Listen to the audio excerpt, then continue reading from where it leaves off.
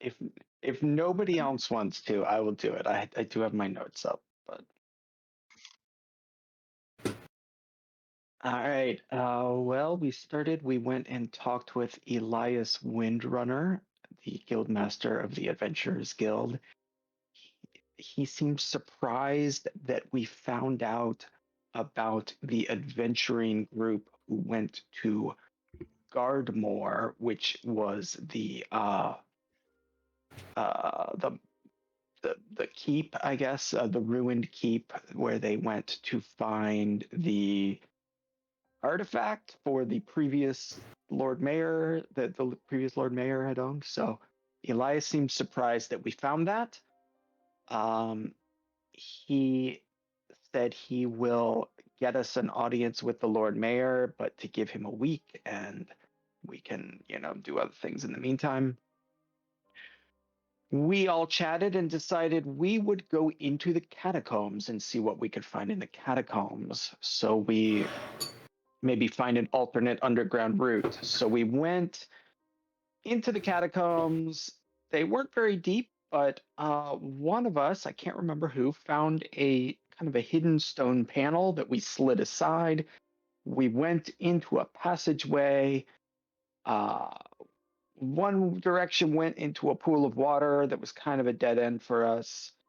We went the other way upward and uh, found some tracks. We went into basically a storage cellar, maybe a small that kind of a storage cellar that then opened into a small warehouse, maybe a large warehouse, actually, I don't remember. There were some grain barrels, other things, found a book that basically indicated the tunnel had been used by the cult of Orcus.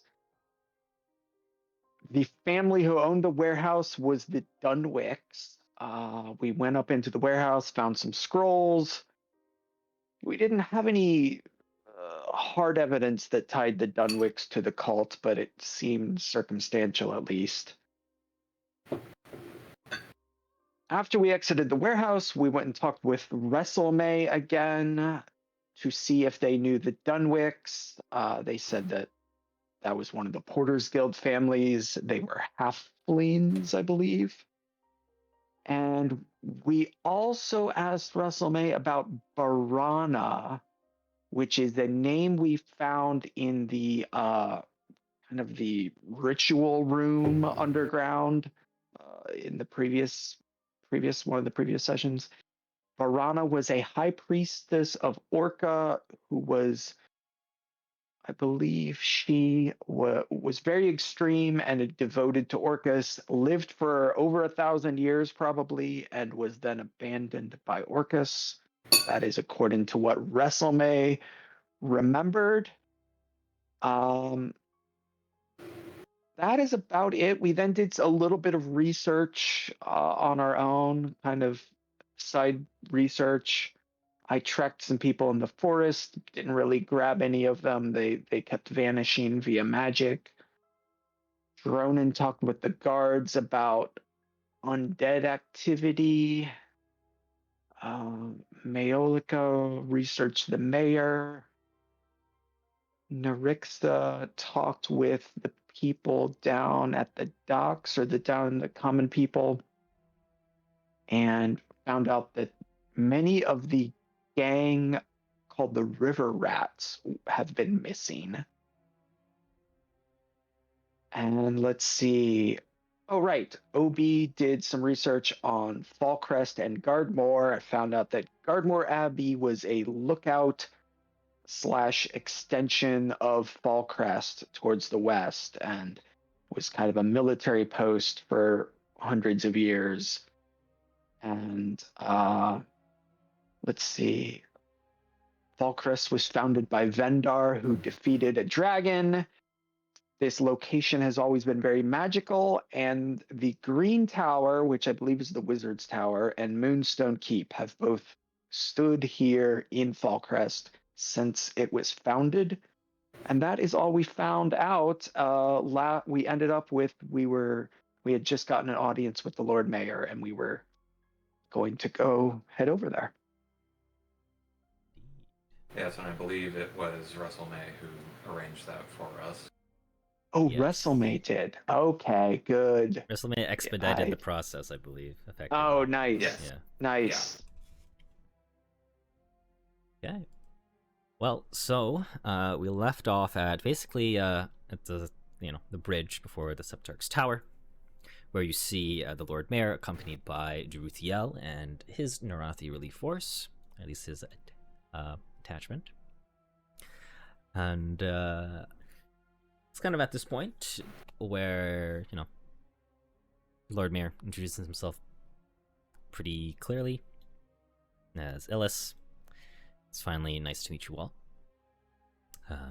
Now, let us walk to our destination where we can speak. It's kind of cold, but I'm sure it'll be well worth it. It's a small tavern, inn, something like that. They're known for the best meat steak. And Illis, as he kind of walks with you all here, arms behind his back, all relaxed, even though it's kind of like cold and full of snow. The blizzard kind of does persist. Obviously, he seems to be walking with you all towards the Tower Green Tower, Septarch's Tower. As he kind of walks towards it, then walks behind it and past, he'll kind of just say, "Worry not, we're not here to visit the old wizard. There is a passage that'll bring us down."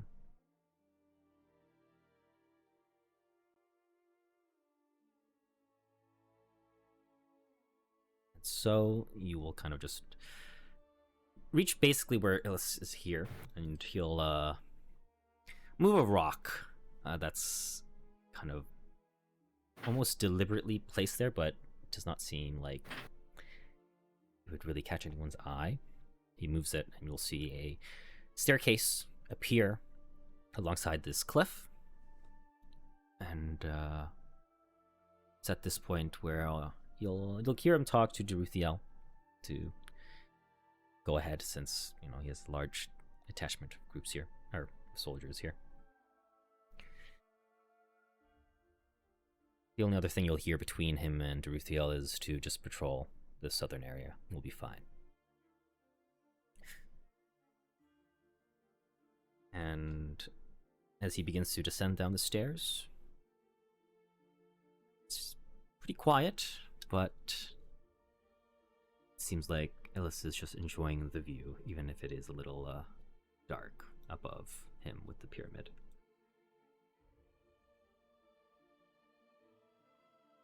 Is there anything he's looking at specifically? Not that you can tell. I think he just seems to be taking in Fallcrest in its glory, in terms of like nature and like its natural beauty. Obviously the pyramid above you and to your right effectively is makes your eyes cringe or sour a little bit. He still tries to appreciate what's here. So he's kind of just taking a broad scan of the landscape.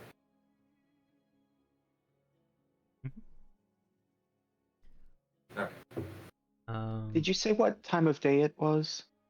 It should be like early morning to noon, effectively. Okay, cool. Around there.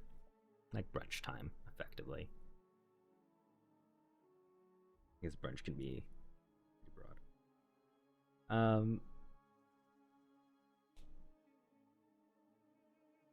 Is there anything else you say or do as you walk towards your destination, where he seems to be leading you all? It's a convenient staircase. How clever. Yes, it is. Nemozaran and some other individuals know about it. do. It's been here a long time, and, well, only really accessible from the top, or if someone activates it from the top. Now you get to be one of the few people that knows about it. My lips are sealed.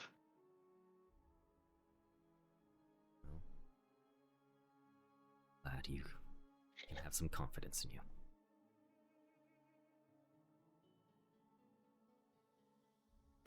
Just above the table, do any of you have any exploration actions? Let me see.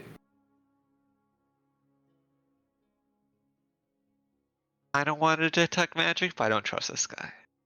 I feel like something's gonna go wrong. The detect magic for you? No, let's not, Okay. actually.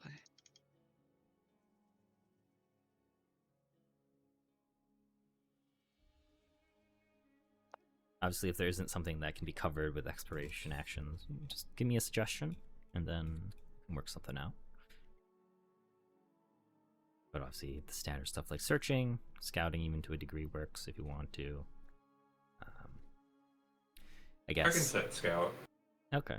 I believe technically investigate is an exploration action. It is. Yeah. So is that as well? I'll go with search. Just keeping my eyes open for, I don't know, surprise attacks, I suppose. Sure. All right.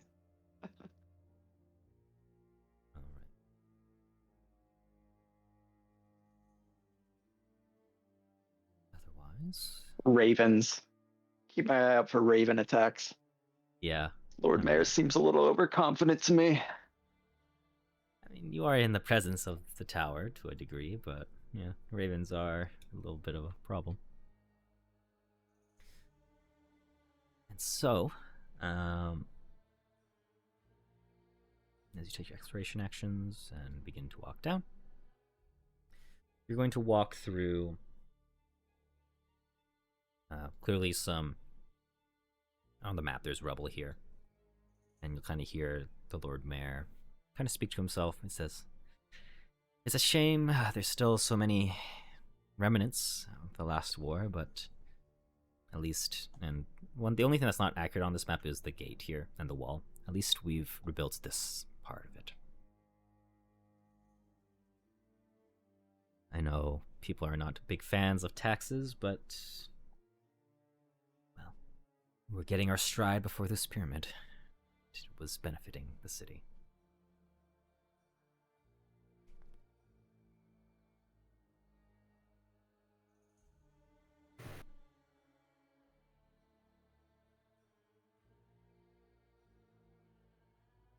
From there, as you walk through these ruins, these rubble, you'll find yourself in front of this building, which is named the Roaring Frog. One thing that you can immediately tell from this building as a whole is that it's pretty clearly made out of elven inspiration or architecture. There's a lot of elven influence upon it. And the Lord Mayor will walk on in, where you can see a single elf running this place. Pretty clearly a ranger of some kind. As the Lord Mayor enters in, he says, "Valorian, nice to see you." And as the elf responds, he says, "It's been some time, Lord Mayor." "The usual?" And as at this point he kind of notices the rest of you. You've brought friends or acquaintances. Is this a business meeting?" Nillis kind of says something like that. And Flori kind of brings you to a more private part of this tavern. I'll kind of gesture to take a seat at this large table. At one end, Lord Mayor will kind of sit as if, like, at the end of this large table, this long table. Kind of just say, don't mind me, take a seat anywhere. This is just my preferred spot. Feel free to order anything you desire. Though, I must recommend the meat steaks.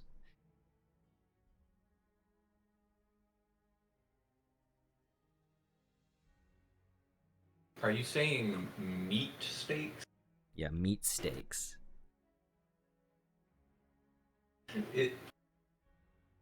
Is it implicit what kind of meat they are? No, not really.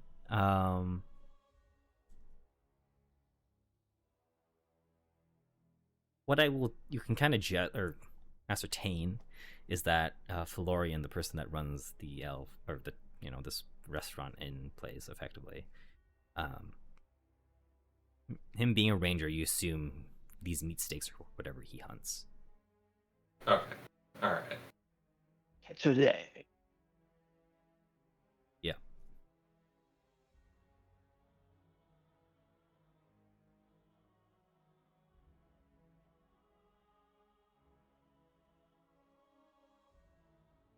This maybe being your first meal of the day, or second, who knows? I don't judge. Do you order anything different, or do you just order what the mayor is getting? I'll have what he's having. Okay.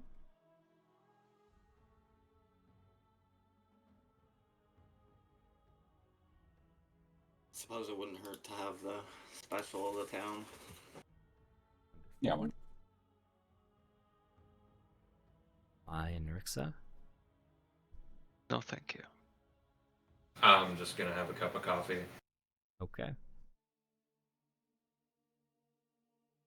As you take your orders and wait for your food to arrive to you, you do seem to have some time. Lord Mayor smiles and looks at you all.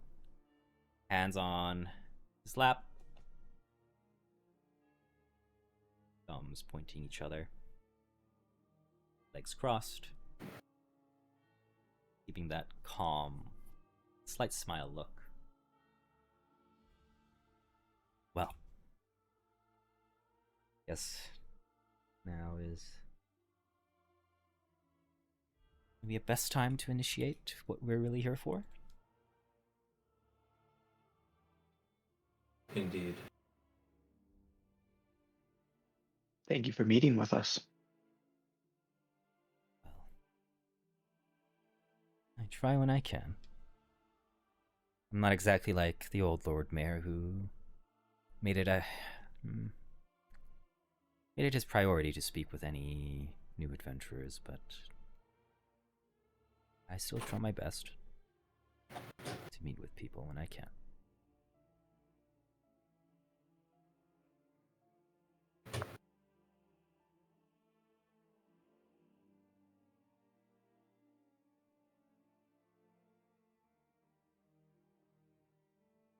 As you sit here, Well, you may... It seems like he's waiting for you to say something rather than him. okay.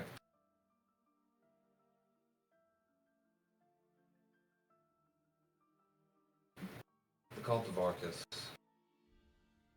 lies both above and below this city.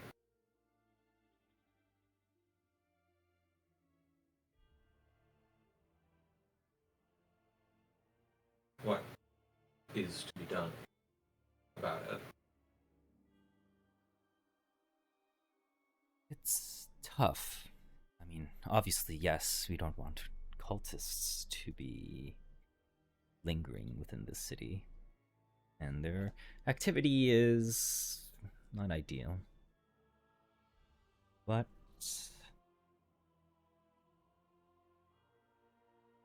I think I lean forward.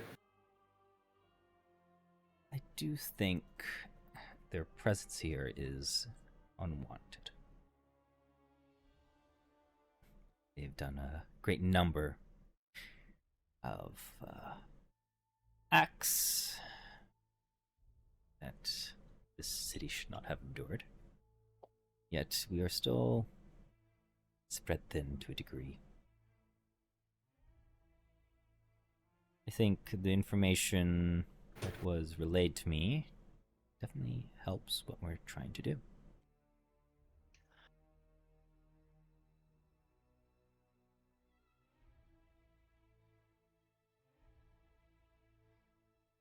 One These thing. figures. Oh, no, I'll let him finish. Go ahead. Okay. These figures don't seem to be new ones. They've appeared before and been defeated or banished in some manner.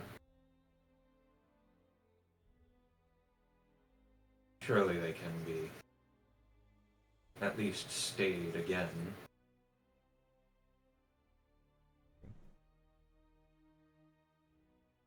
One thing that it trouble really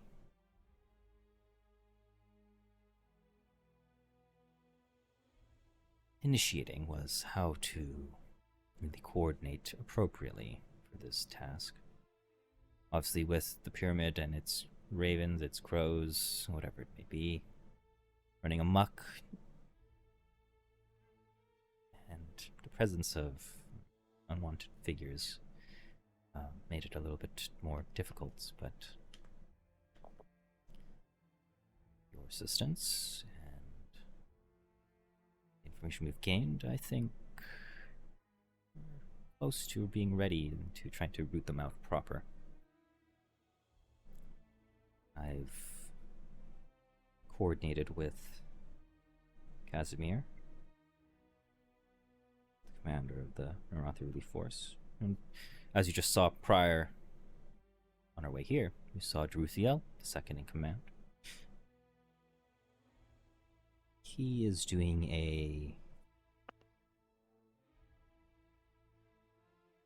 I suppose, an investigation before we fully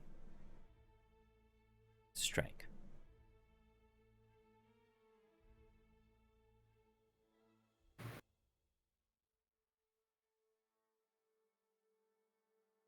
Obviously, I'm sure you've made your assumptions of me, whether it's my lack of action, or my inaction for the Lord Key, but I've not forgotten about them. It's just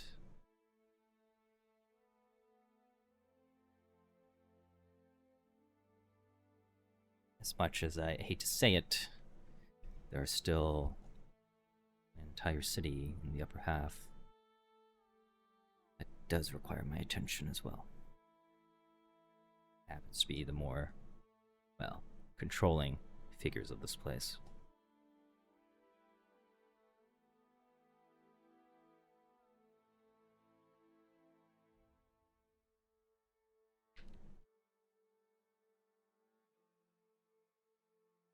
Do any of you know of the Cameroth estate? We've heard the name mentioned, yes. Have you heard his reputation?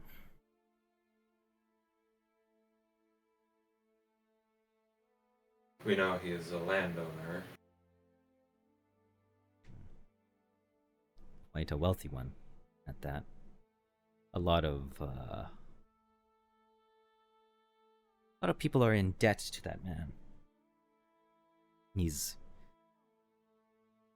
given himself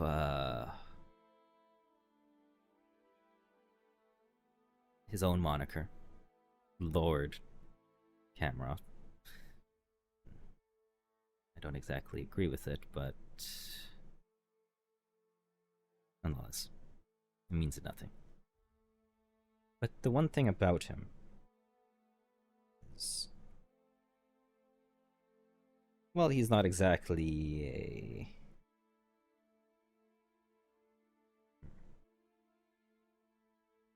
outstanding citizen. He does provide a lot of people opportunities, especially in the lower keys, albeit not exactly the most fair ones, but opportunities nonetheless. A lot of the farmers outside the city, a lot of them are in debt to him. Fortunately, we are able to turn, their crop into a repayment plan of some sort. But the thing about Lord Camroth really is he himself is a cultist, albeit not an Orcus cult.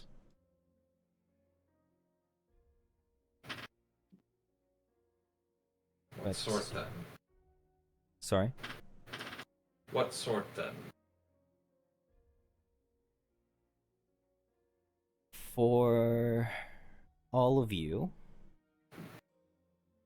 I'm gonna say Myolica. Specifically, you're gonna be the only one with a different thing that you're gonna hear. But Dronin, you're gonna hear both of these. So, OB, Galenir, and Rixa, you're going to hear Dahak. Myolica, you're going to hear Tiamat. And Dronin, you're going to hear both interchangeably. You know what it means. But he's a cultist of that thing.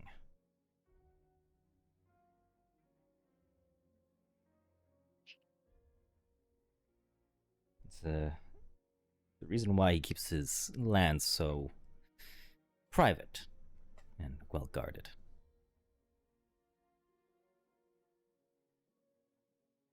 Their contingent is not exactly big, but cultists nonetheless.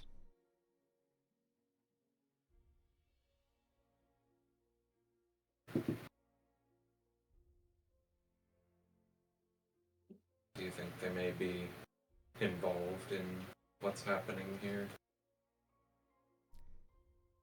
I truly don't know, but I wouldn't think so.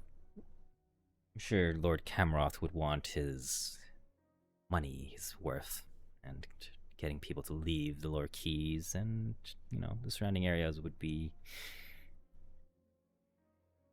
well, the opposite of what he wants.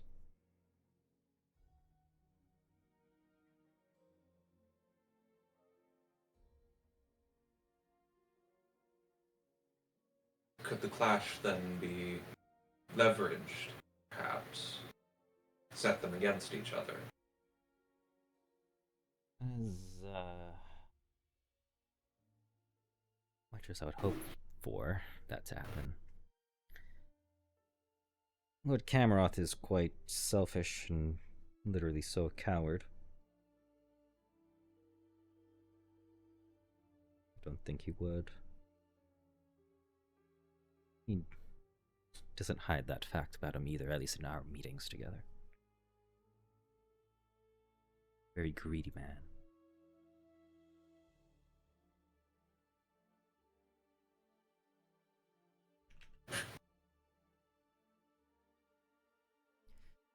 Well, then I hardly blame you for having priorities.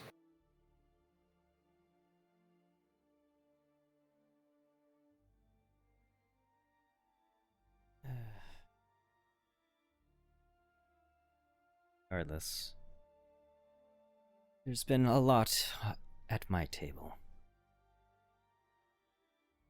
And at least some action is being made now.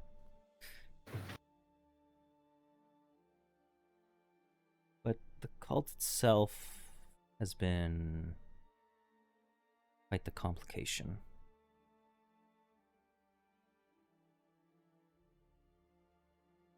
At one point, I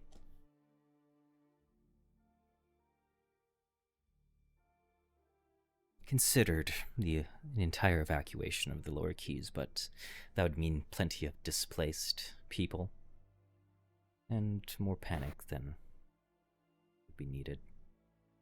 I'm not exactly sure where I would even house them either.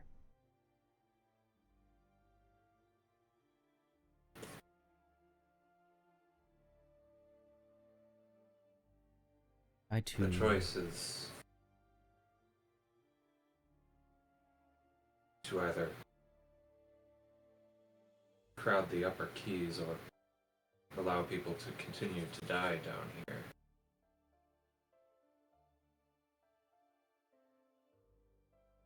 People have gone missing by the dozens, not just from the ravens, but from the cult below ground as well.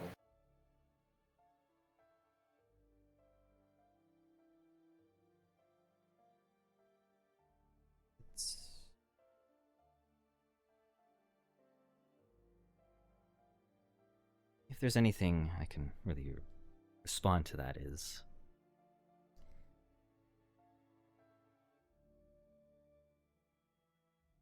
if I let people up, I would not be able to control what may happen. I don't like to generalize, but a lot of, I hate to say it, a lot of the people in the lower keys are not as well intentioned. I'm sure. Yes, people missing and dying is not ideal, but at least I can control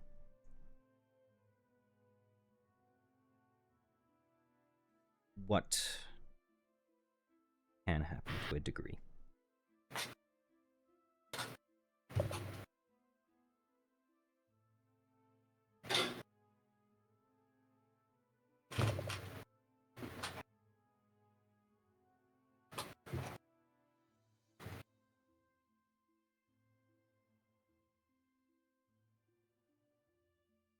Then action must be taken swiftly and decisively. I can lend my weapon, but that is all I have.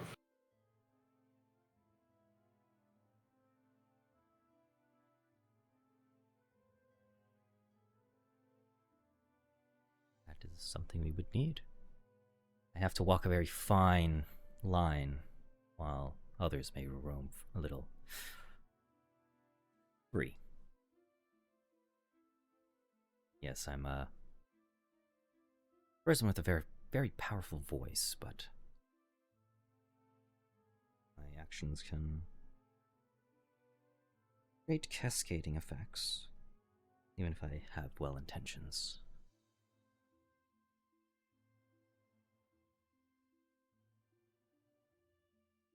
Admittedly, the one thing I really can control is this pyramid above us.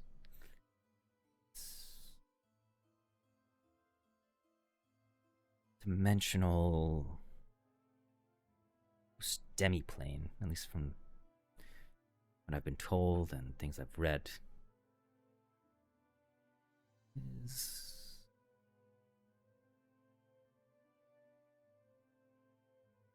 odd.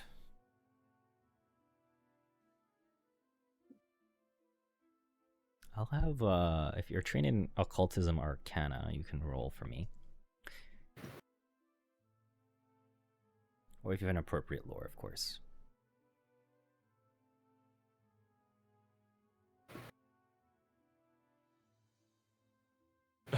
Does illegal lore apply? Probably not.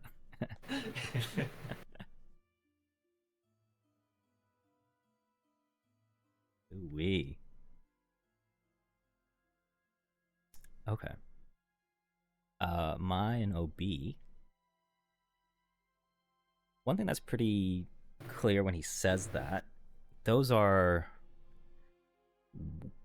his vocabulary when in reference to the pyramid is not exactly like common use. This is something that, and it's not academic either, or it could be, but it's more of like an experimental, like a newish word. Maybe someone that be more versed in those things would know. Almost as if like someone might have seen one in the past or experimented themselves. It's kind of how he describes it.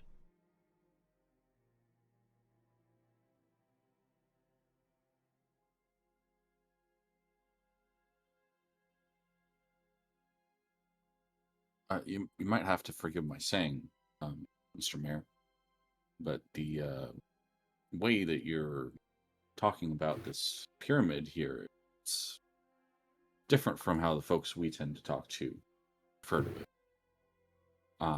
We know that you have access to some of the more refined novels and tomes in town. Have you been studying this thing on your own? As you can imagine, I try to understand things, especially as large as this pyramid is, so I can better educate myself how to approach the problem. This pyramid problem in particular, as he kind of looks in where the pyramid would be, maybe towards a window, hopefully.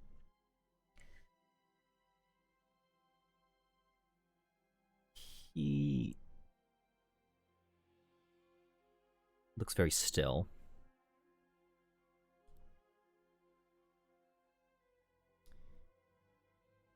I just try my best to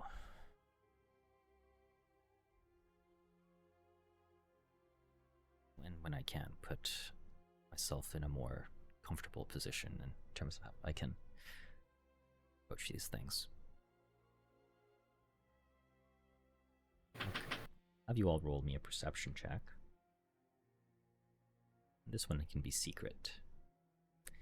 Must be secret.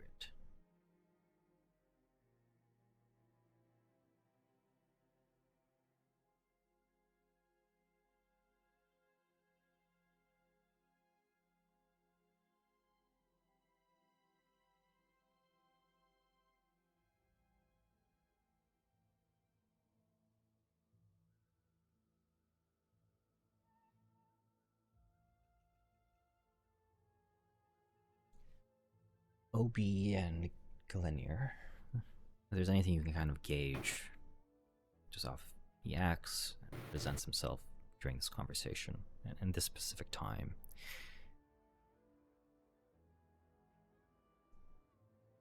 The thing that you can really tell is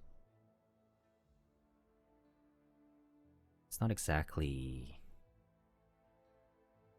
maybe it's pretty faint, especially for you, OB.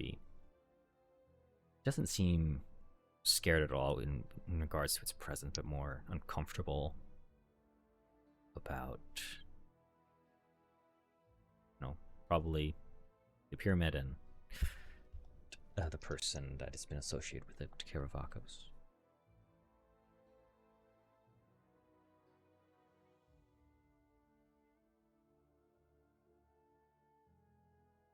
I have another question. I don't know if I might be able to tell this based on the language that he's using, but does it sound like he is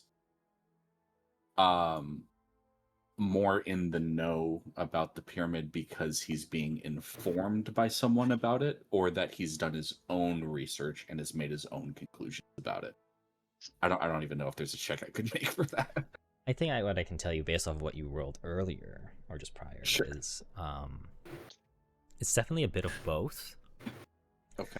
But there's definitely something more to it. He's definitely, like he's said to himself a little bit ago, he's trying to inform himself in many ways possible to mostly just understand it and approach the situation as best as he can. And so I'm understanding correctly based on this check. He's less concerned about the pyramid itself and more concerned about what the cult knows about it, or how much they know about it, or just more about concerned about the cult in general, of Orcus specifically. I think what. Go ahead. He's concerned about the guy inside the pyramid, right? Or associated with the pyramid, the warlock that the wizard told us about. Oh. I'll definitely say that is a bit of all of that and what you said as well. Will be. Okay.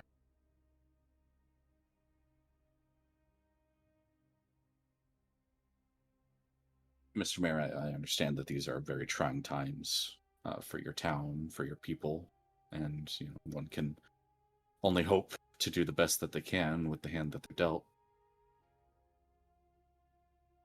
It sounds to me like you are concerned with ascertaining the nature of the threat that faces you. But these people down here in the lower quay, I'm sure any of us could tell you, the last thing that we want to see in this town is a growing bud of discontent for the leadership in charge.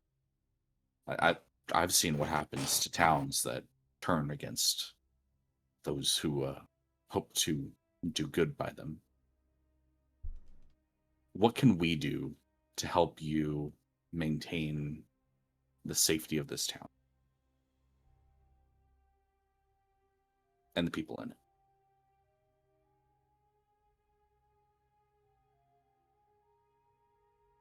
We'll kind of look in that direction of the pyramid again, just for a moment.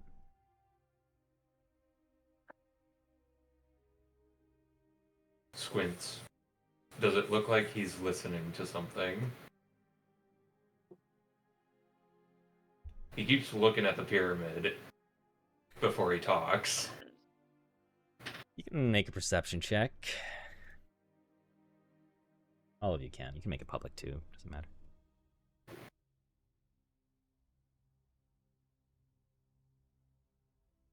I think making this public would make it I'm a little bit more informed as to what you might want to think or say.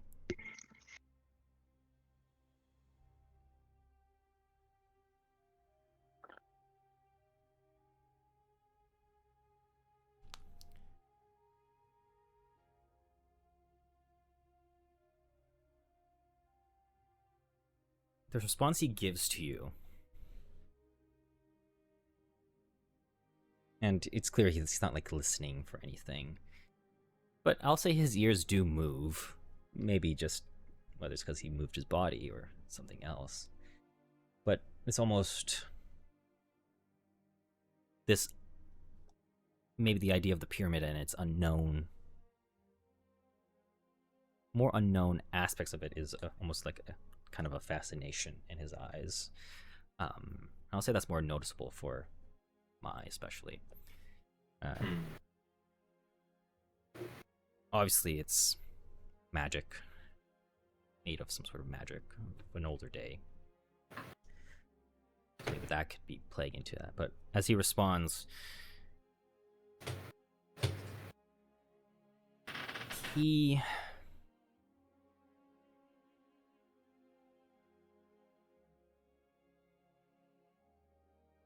just says that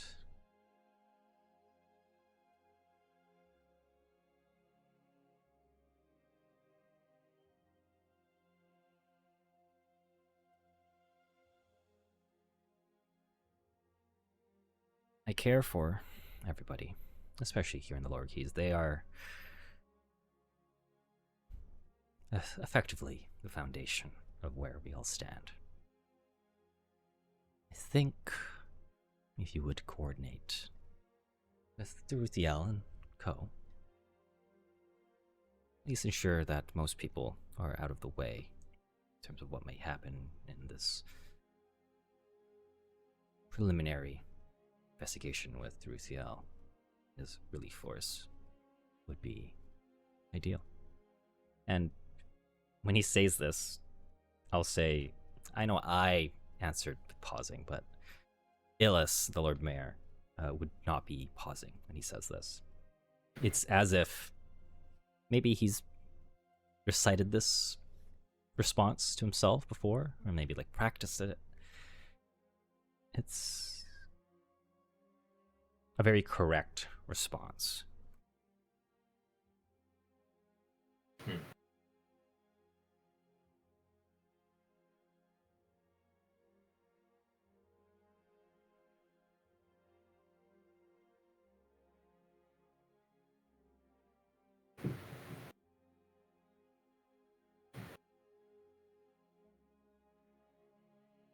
I suppose Whatever. we can do our best to get on that.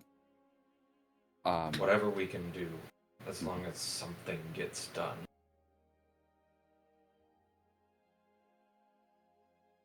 I do have perhaps one last question, unless my companions have anything else. I am fascinated by your story, Mr. Mayor, and how you have come to power here in Fallcrest. Seemed a little odd to me that you're an outsider, not from here, not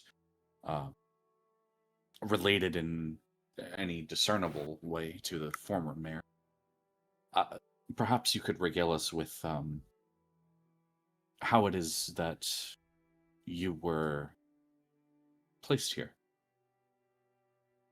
placed in charge. I'll say, as he hears this, he'll definitely smile and maybe gives a light chuckle. He'll say, yes, it's quite a story. I mean, I may not look it, but I'm older than I seem, that's for sure. Squints. That's me laughing, not him.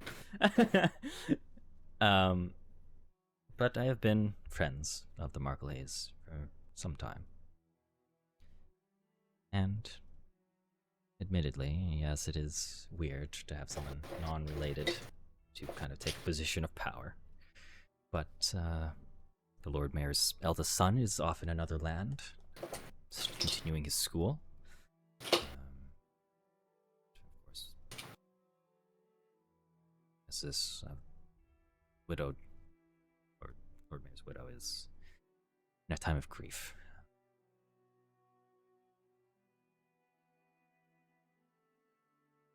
When I heard of my friend's death, it only really felt appropriate to hold the line, hold its place until their son was ready.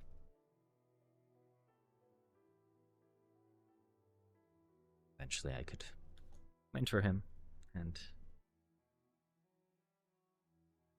provide him a path, provide him a more stable, well, city. But as you look around, clearly not so stable.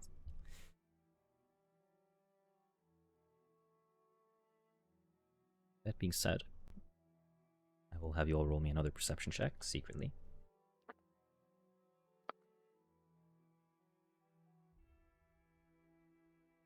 And of course, if you wish to use your rerolls on this, you are more than welcome to. If it's worse, I'll just say that if you ever do a secret check and you want to use your hero point, if it's worse and you want to do it, you can always just tell me.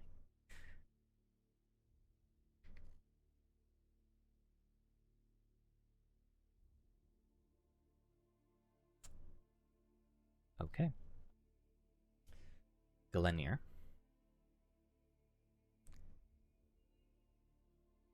You're going to notice with the way he's worded, it's as if he has lots of experience treading specifics, and of course, being on a fine line in what he's saying, being very careful in what he says. But he's not exactly lying, but he's not exactly telling the truth either. At least for a larger majority of things. Things about, I would say, the son and the Lord Mayor's widow is definitely true. With the rest, might not be as true.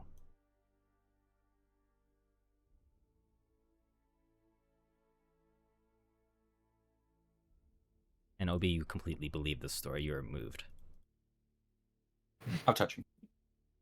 Have we heard about the mayor's son before, that he's off studying somewhere? No one really. I would say like it would be kind of common knowledge that the Lord Mayor does have a son, but like he's been out of the city since he was like effectively a teenager. Okay. Completing school.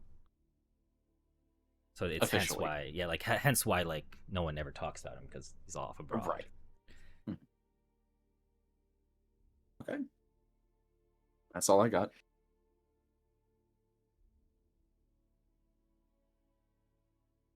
It's at this point where, of course, your food and or coffee arrives. Water is present. And Lord Mayor says, finally. And you'll start getting, or about to get himself dug right into the food. It is at this point where I want, if you're trained in a magical skill, so like religion, occultism, arcana, nature, you can roll it. Otherwise, roll a perception check.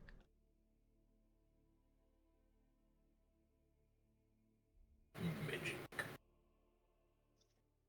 Ooh.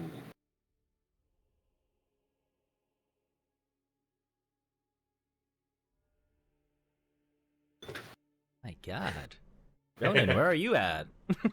You're just enveloped. So, you're about to get dug into this food. That's what you are.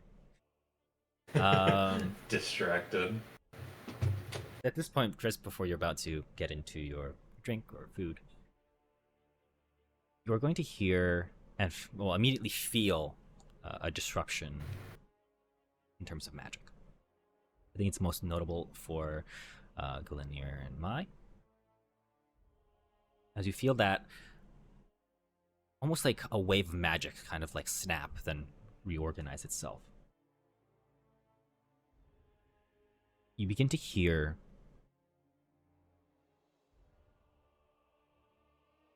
something like tearing, this almost cosmic sound, screech even. And then you begin to see and feel the windows, the building you're in, begin to shudder. At this point, you hear a sound. A crack like no other. It's loud enough and carries enough vibration to be felt in your chest and in the back of your mouth.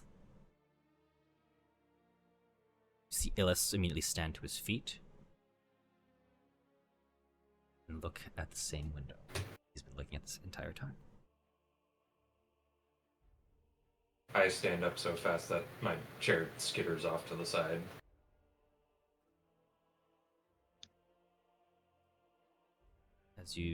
And if anyone else gets up and looks out the window or goes outside, with Illis looking out, composed despite his actions, his hands at his sides, you see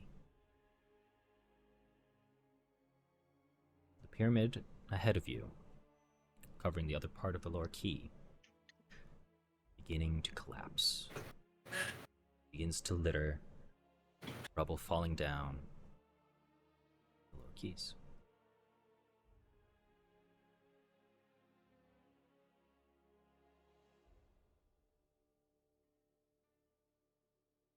Within seconds,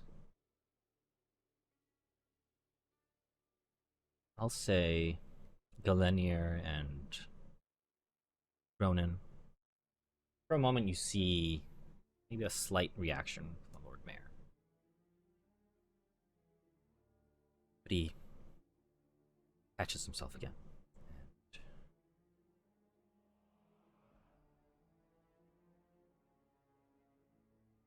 obviously, the thing that stands out to you is he reacted immediately.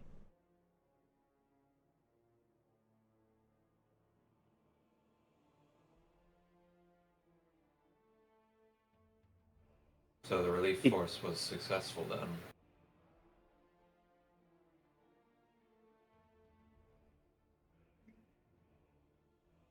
Lord Mayor will say, I don't think it was them. I don't think we have time. Let's get up. Let us move. This was not part of the investigation. At least it was discussed. Going. So he looked surprised. Yes. Okay. Let's get moving. As you dart out side, you can see the pyramid as it crumbles and it just litters all of the other side of the lower key. You are going to see people in panic, in chaos, people dead. You're going to see undead walking the streets, and these other creatures just barely visible, but moving in a way that's not like a human. I'll just show you like one of these things that you'll see. You're going to see one of these things, for example. Oh dear. And I think beep beep. Beep beep. But you'll see, yeah, like those type of creatures of various size, from small to large, more humanoid creatures as well, walking around. But they're very far in view.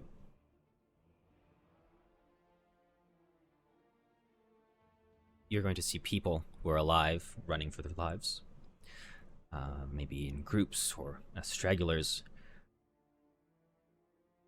And in the distance, you can clearly hear what seems to be the sound of battle, or the clashing of steel. Just chaos.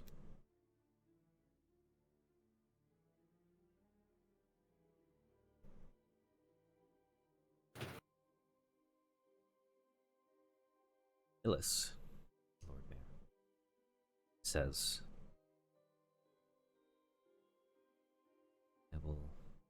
we have to move with haste. I will speak to Nemo's around. Deruthiel, his troop, should be in there, but this is... I don't not know what is happening, admittedly.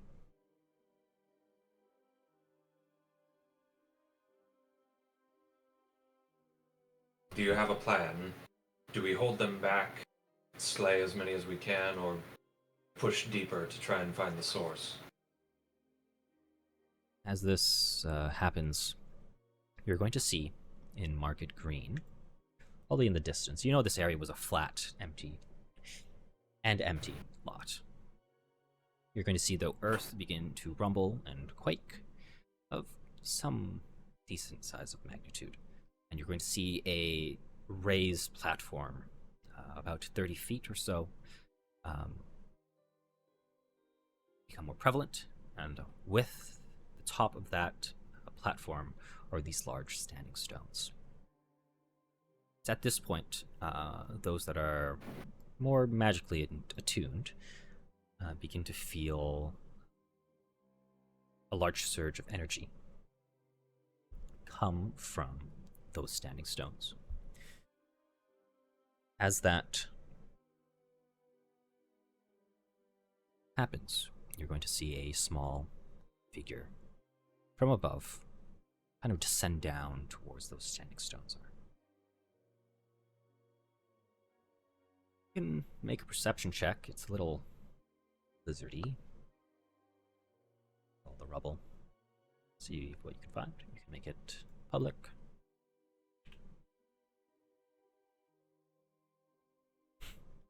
Lol. Somebody has to roll something on this. Wow. Wow. Oof. I don't think that's Wow. true. It's really blizzardy right now. So much You blizzard. don't do good in the cold. your eyes are. You have to close your eyes. Not good. But unless anyone's using a hero point, you cannot discern who or what it is. It's just a humanoid sitting down to where those standing stones are. It's at this point, as Illis looks over there as well, he says, I think do what you can, but the goal is to evacuate who you can up to the upper keys. I think this action is more than ever. I don't know who or what is in there, but I think it's time.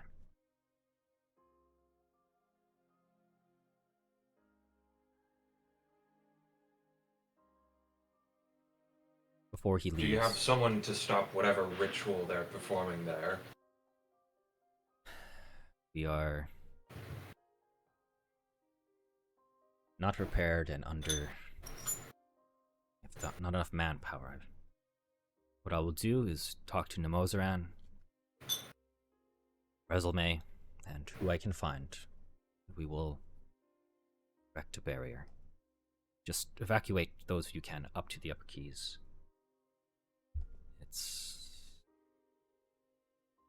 I'll just say it's pretty clear to him that when you guys all saw who the humanoid was, he got a better clear picture up who it is. Mm-hmm. Or a better understanding of what they could do. And if he's suggesting this pretty hastily, he's just probably more unsure or is unable to control what might happen. It seems like he does not want you all to die, but wants to minimize casualties at this point.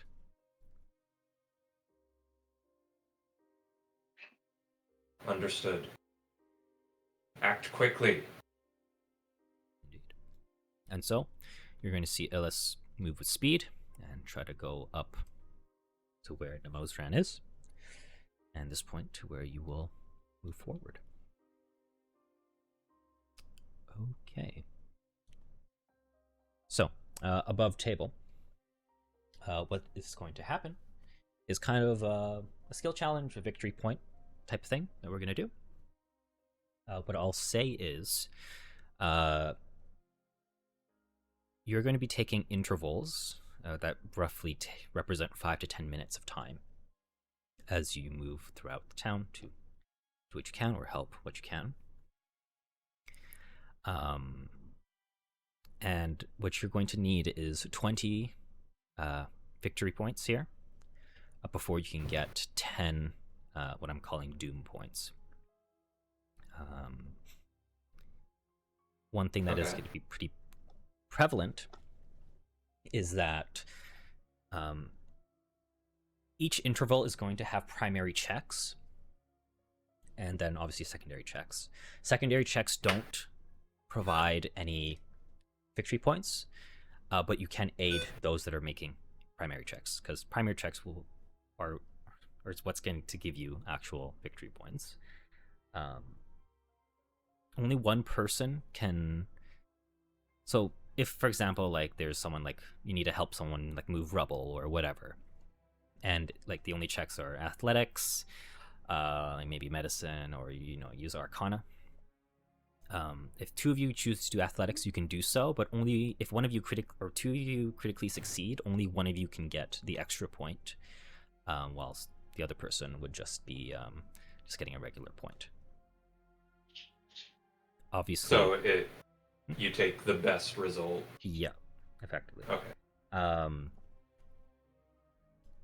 Obviously, if you get critical failures, you're going to lose victory points, but critically succeeding on these primary checks can reduce your doom points. One thing that does happen no matter what is that during every interval, your doom points do increase. So technically, you have a hard stop at 10, but it can increase pretty fast depending on how you roll and stuff, or decrease that as well. Okay.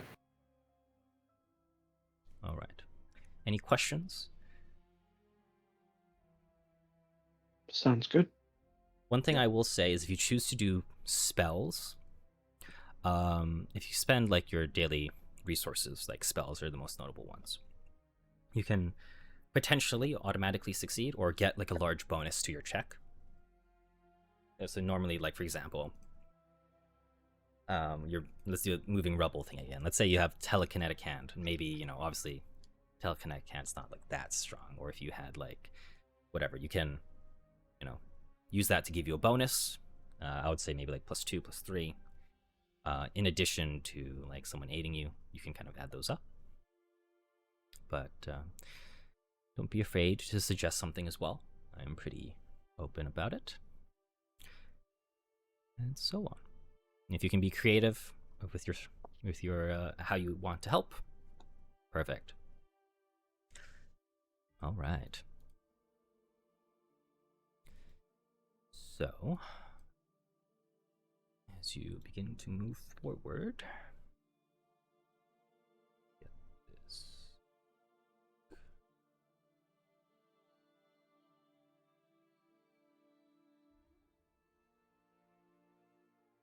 Let us begin.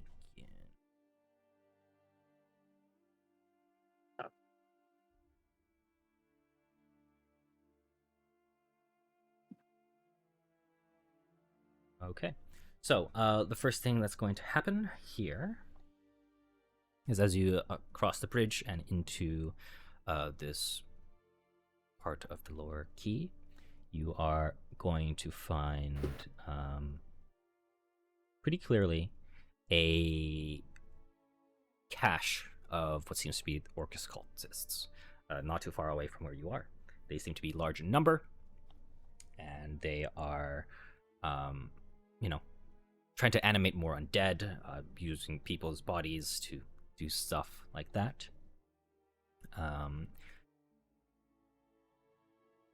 And obviously just running amok. So your checks here that you can do, obviously you can make an attack roll to just attack them straight on. Athletics or attack roll are kind of interchangeable. You can use any spell or spell equivalent skill, so religion, arcana, so on. If you wanted to try to disrupt them, whether it's by sabotaging them with thievery or stealth, or even trying to just stealth kill them, you can do all of that as well. Lore skills, if you can apply them, works well. This is basically for at least this check in particular, you can do whatever your mind allows you to, and we'll go from there. But those were the ones that I'm just giving out as easy things to do.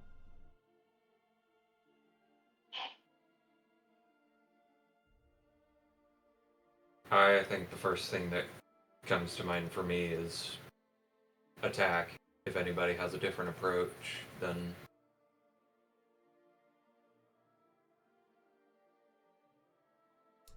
Okay. I'm not hearing any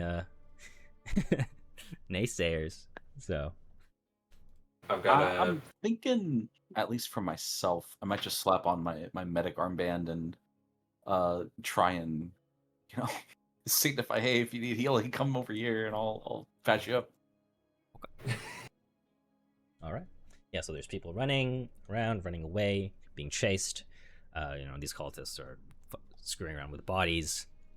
And pretty clearly, like, this warehouse or one of these buildings next to where this large amount of people are is clearly like a little cache of where these cultists are. All right, so we have Nurx with just attacking, who she deems as unholy. So you can make an attack roll or athletics roll, whatever you prefer. I'm gonna go with. I mean, it's the same modifier, so. Okay. Yummy. All right, you'll succeed. All right. Anyone else? I will try to spot someone who is like bending over a dead body trying to do something horrible to them, and I will sneak up behind them and shiv them in the back Sure. I'll say you with can stealth. do stealth, perception, or an attack roll, whatever you prefer. Nice. Right, another success.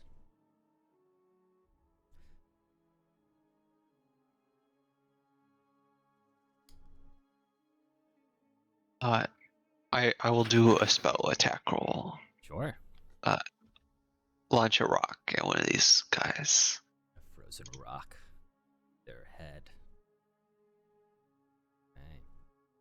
It's one hell of a snowball. Okay. Yeah, it's gonna hurt. A lot of compact ice and snow. And some weight to it. Okay. Cool. And Obi, you can just make a medicine check if that's what you want to do. Yeah, sounds good. Then Dronin. What do you want to do, pal? So is there like guards and like the Narathi relief force like amongst these? Not people, in or, this area. It just seems to be like these cultists are screwing with people right now. or like, is there any people like trying to fight back? They're I was trying, wanting to- I was but they're thinking of, not. like, they're not like. my warfare lore to like help aid any people trying to like fight back, I suppose, and help like rally them up to help form a better wall, I guess, or something like that. Sure, yeah, that works. You can get a lower DC then. So you can roll your warfare.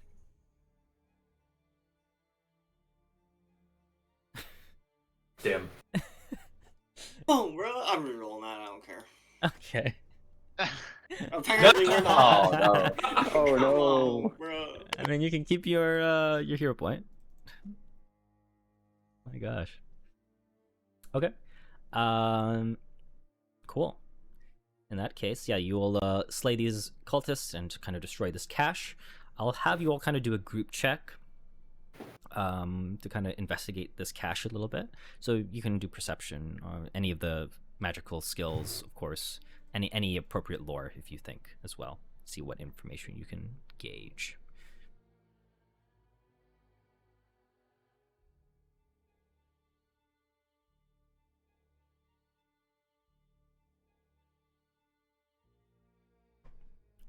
Okay. So my Narixa and Ronan. You're gonna find ledgers and other important information about these caches. You are going to be aware of one other cache that is present in the city. And ultimately, what it means is, so by destroying this cache, what you guys have done have removed one of your doom points. So you're back to 0 as you were just at 1. And if you destroy another cache, effectively, if you can critically succeed on that one, you can get a -2 to your doom points and +1 to your victory points. On top of that, if you do try to destroy this other cache, you will get a bonus of +4 for all of your checks for that next one, since you know its location and what it contains. Nice. Nice. All right. So that's 5 to 10 minutes. From there.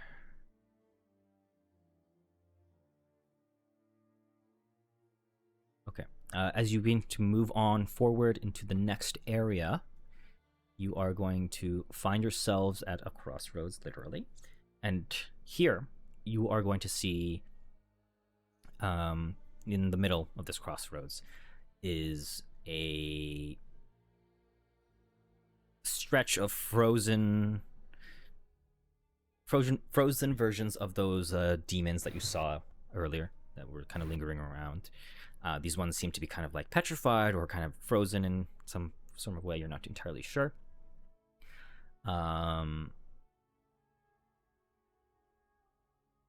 One thing that does seem to be prevalent, though, is that these things kind of carry this shadow magic with them. They're kind of like oozing out as if they're like just expelling what magic is in them. You aren't entirely sure what it is, but you can make an occultism check to try to identify what this is.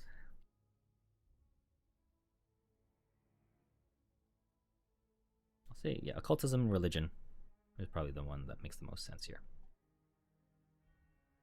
I will roll a religion.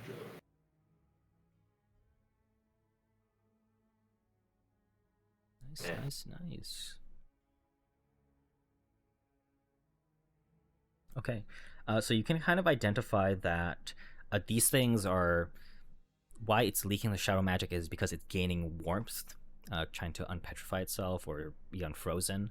It's kind of ambient, but on top of that, the kind of side effects of what these shadow magic is kind of like an emotional, mental effect that kind of like increases dread and fear amongst people.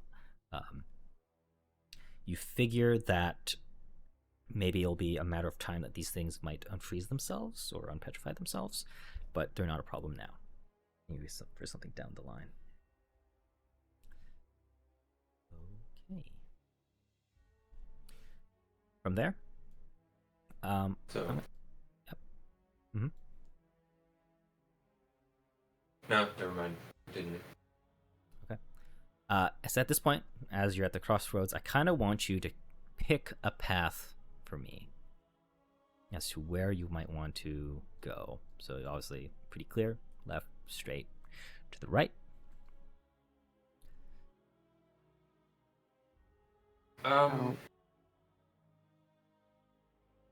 We need people to move northward and to the east. Perhaps we should start at the docks and evacuate people from there first.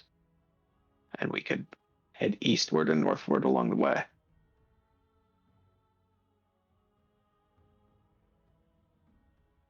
Well, if we go to the docks, we might just find a bunch of cultists there.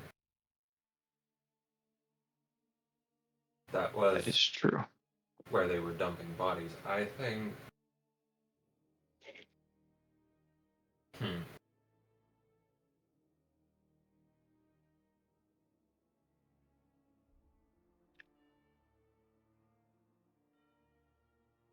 It's. So the pyramid crumbled around here, right? The pyramid is crumbling basically all within this entire like this entire area, from the river to basically where the cliffs are, effectively, because that's where it kind of encompasses. So imagine it's littering now, but obviously you've been avoiding what you can and so on.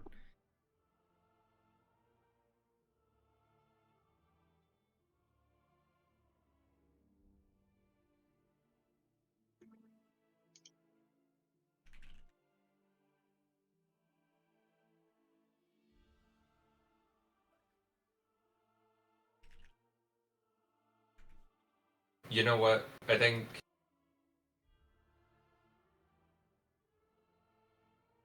I like Gellanir's plan, actually. We start at the docks and work our way eastward.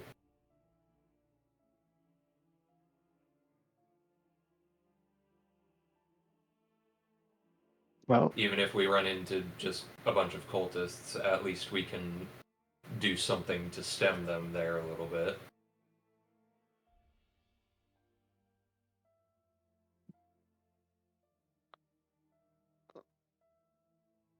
let's go then.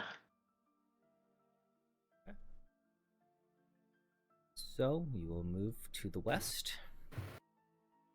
As you do so, you are going to find what seems to be a group of holdouts in the docks here. This group are maybe people of residents, fleeing through the homes, people that are frozen in fear, or people that are been separated, families have been separated.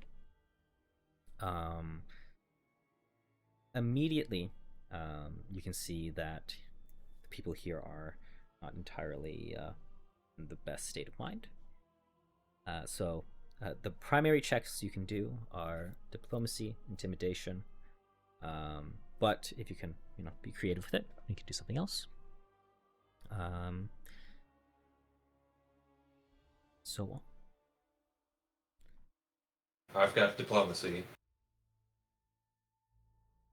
can't think of any other primary things. You can always attempt to aid with whatever you can justify, really.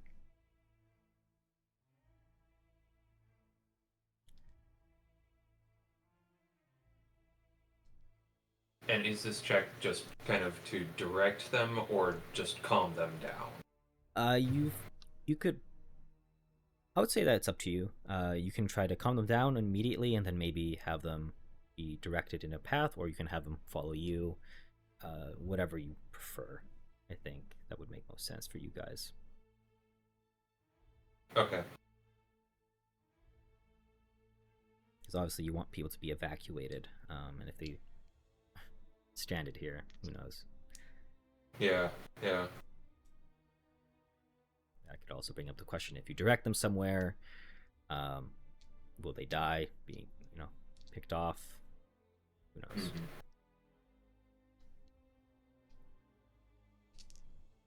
Let me look at.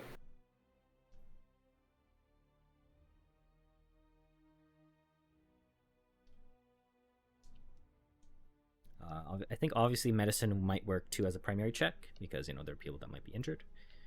But yeah, the most immediate ones for me are clearly diplomacy, intimidation, medicine for your primary checks.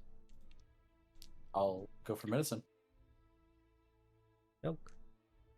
I'll roll a diplomacy. Oh, Yo! Nice. Well, maybe I don't need to. Hey, more dice is better. This is true.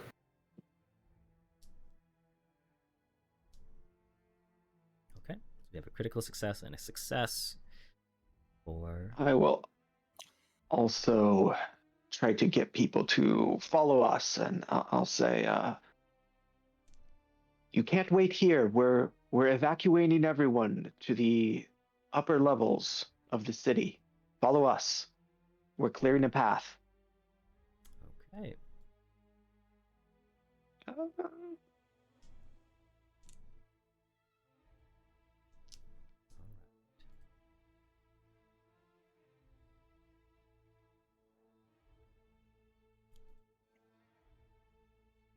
Do we send them to the tower? Hopefully the stairway hasn't been hidden again.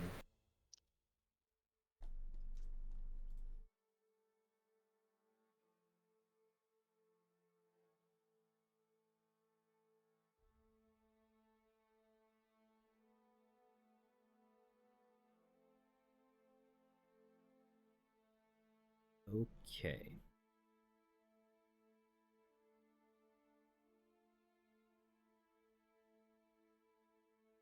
So we're at 3 victory points now? You guys are at 4. 4, okay. Okay, so you're at 4 and 2 doom points.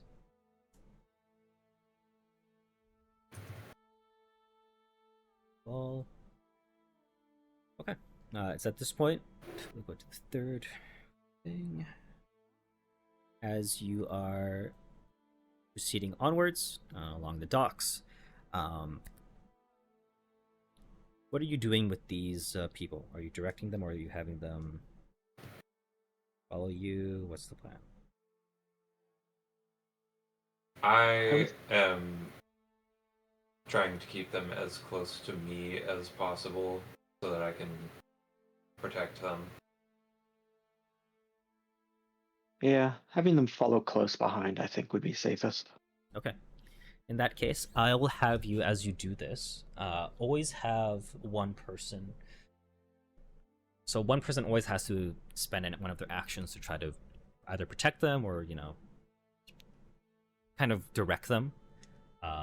So you can have any of them, and you kind of do that. You can change it whenever you want. So obviously, if we go into the next interval, you don't have to just assign the same person over and over. But that does mean that you're using your action. You don't roll the skill check. Okay. It just means that you're making sure that they are safe. I can do that. All right. It's As you kind get of the champion's whole thing. yeah, I would hope so. I mean, unless you're one of those other type of champions, right? Have you been secretly the other type of champion? Maybe. Anyways, okay. As you approach to the next obstacle, you're going to find yourself at what seems to be a large roadblock of debris just littering the area. This debris from the pyramid has smashed some buildings, created, roadblocks again. Maybe created new or obstructed paths and alleyways. So this one is going to be pretty obvious in what you can do. You can use athletics to try to move things out of the way. Crafting, you can kind of craft something to, maneuver around. Any of the magic skills to, use your magic to either move it or so on and so forth, whatever you can think. Perception, if you want to maybe find a new path out, and so on.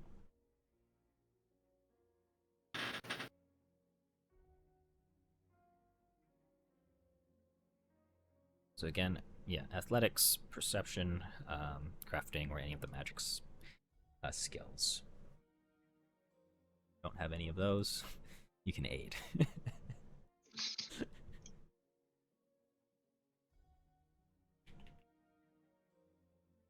Sorry, athletics, Nerixa. perception. Yes. I'll write in chat. I'm guarding our civilians. I can guard them for a moment if you want to clear the path. There you go. Athletics, crafting, any magical skills, and perception. Reception, whoa. Whoa. That's new. Seeing things before they happen. Yeah. I only got perception. If someone wants to take anything else. I'm doing athletics. So, I'll wait to see what the others get. I'm pretty confident they can figure something out. I would hope so. I'll try crafting. Okay.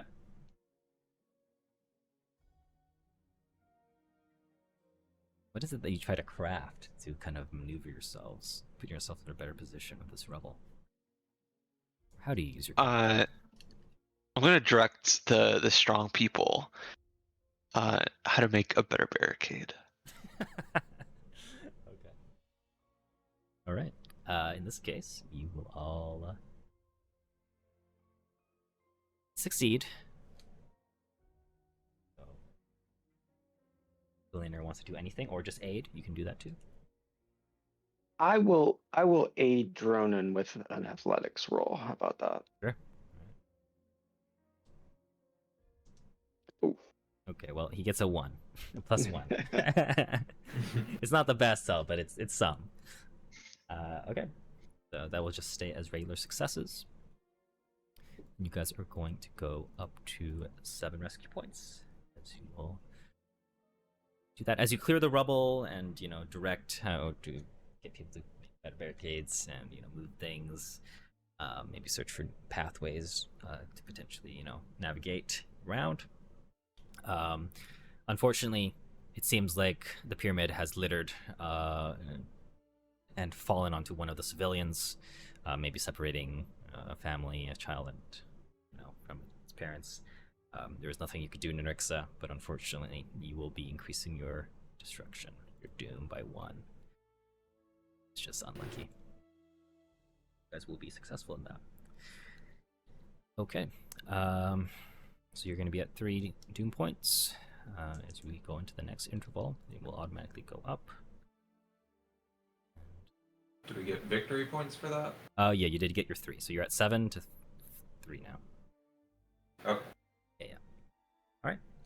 It's at this point, as you navigate yourselves up, keeping people within vicinity, that you are going to see a clash between what seems to be guards, cultists, undead, and so on.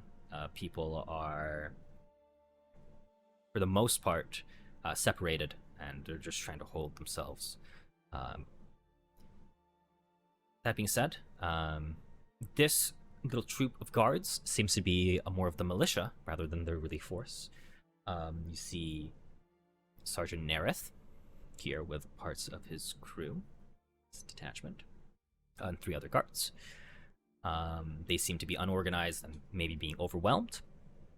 So immediately, as we come into this interval here, the main checks are either diplomacy, warfare lore, intimidation, any obviously other lore that might be applicable, to try to rally the guards together to organize themselves with you, or if you want to kind of clear the path, making a more direct path to them, you can make any spell or attack roll. Warfare. Yeah.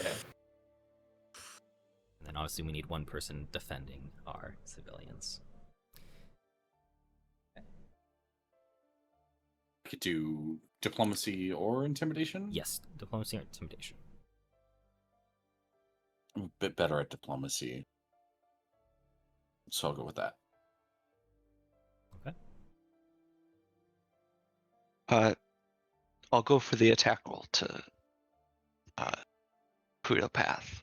Okay. Throw rocks at the other rocks. Or snowballs. Very hard hitting snowballs, of course. 3. Okay. Delanier and Aizumai, you're still guarding your people.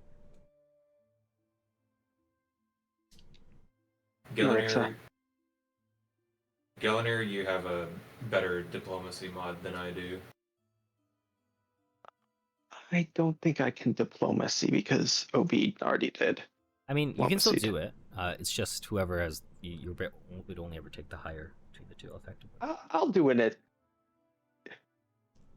If I do an attack, is that also a double up? It would, yes. So it's kind of just Okay. your choice of what. I mean, if you get better than a 17, then Yeah, that's true. All right, I'll rally the troops. You know what? I'll rally via diplomacy, but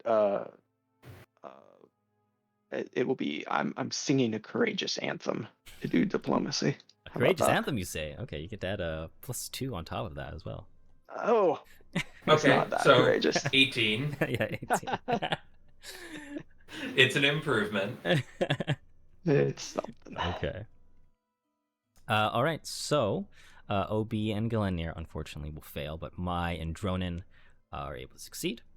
So you guys will get 2 points here.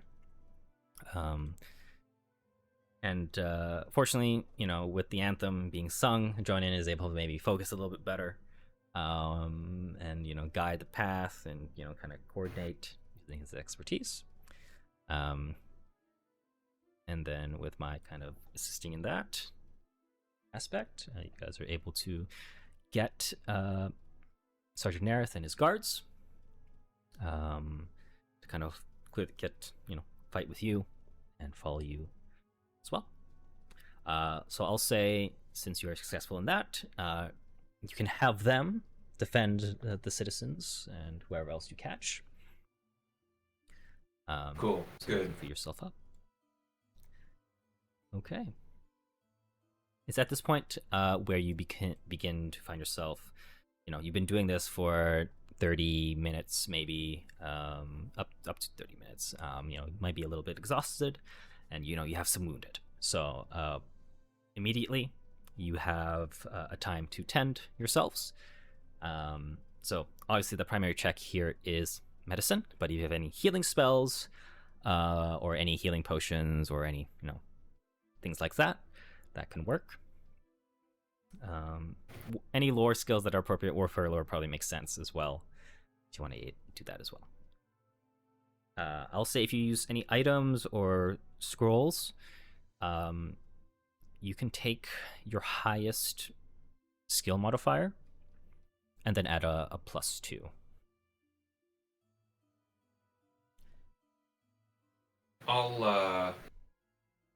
I can contribute a lay on hands. Okay.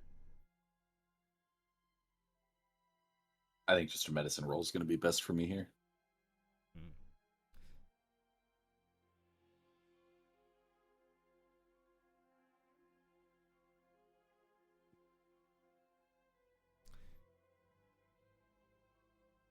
Nice. Pretty good. Game. All right. I will contribute a hymn of healing. Okay. That's like an AoE one, right? Basically. No, that one's only single target, Oh, unfortunately. dang. Okay. I'm with you. Could I roll performance for that? Yeah, that works. You get to add a +2 to this as well. See, okay. And then Rexa, you can roll whatever you want with another +2. Okay. All right.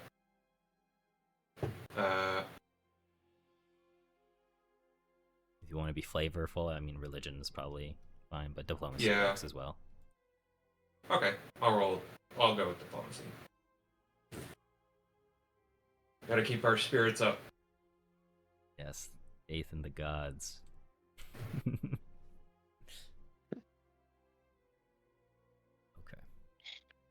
Ah, Redacted will protect us. yes, that's true. Okay.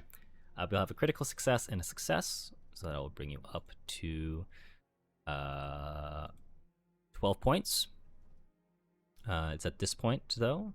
Unfortunately, more debris has fallen and killed someone. Oh no. So you guys are going to 7. Sorry, you guys will be going to 6 points because you did have a critical success, so that does remove one of the points, evening it out. Okay.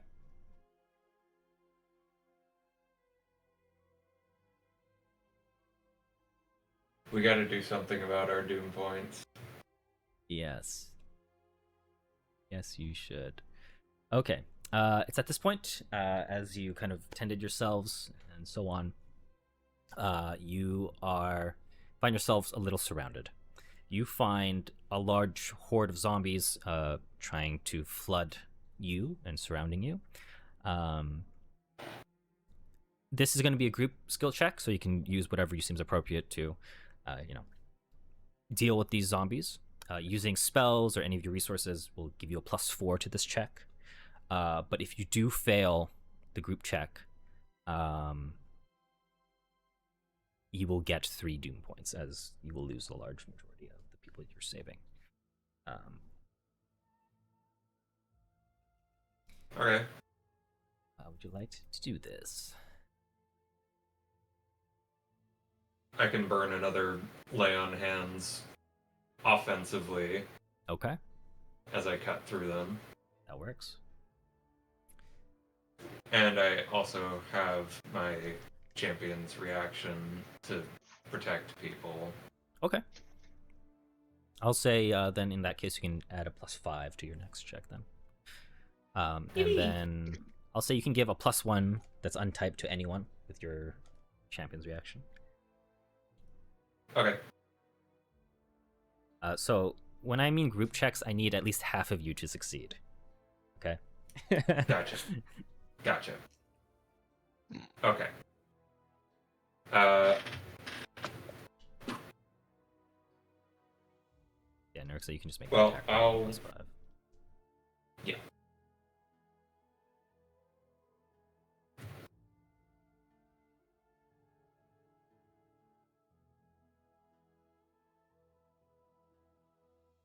Okay. I'll take it. All right. And then I guess to whoever's got the lowest attack modifier goes the bonus. Yeah, I mean, like, obviously you don't have to do an attack roll. You can do, like, medicine or, a perception to maybe look out for threats and try to coordinate. Warfare lore works again. Religion works, specifically undead. Survival, if you can try to make use of your surroundings. Anything that you can kind of think of is pretty good. Obviously, Arcana can be pretty broad in terms of what spells you're casting as well. I think I'm gonna. Wait, you said earlier that if 2 of us roll the same thing, we only get 1 for it, right? I will say that won't apply here because it's just a group check. but it can give you points depending on what's the majority. You're mostly just trying to stop from getting or losing or gaining doom points effectively from this. I think I'm just gonna swing.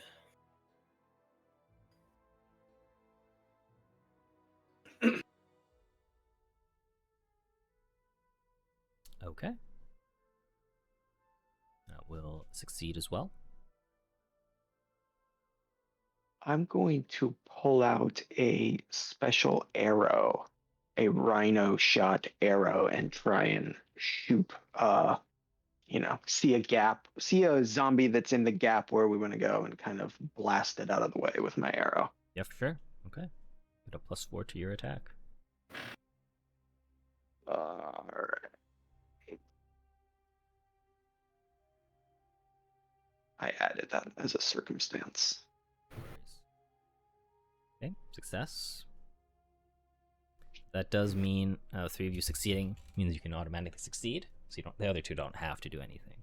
They don't want to. I mean, I can. I'll throw another rock at them if you want me to.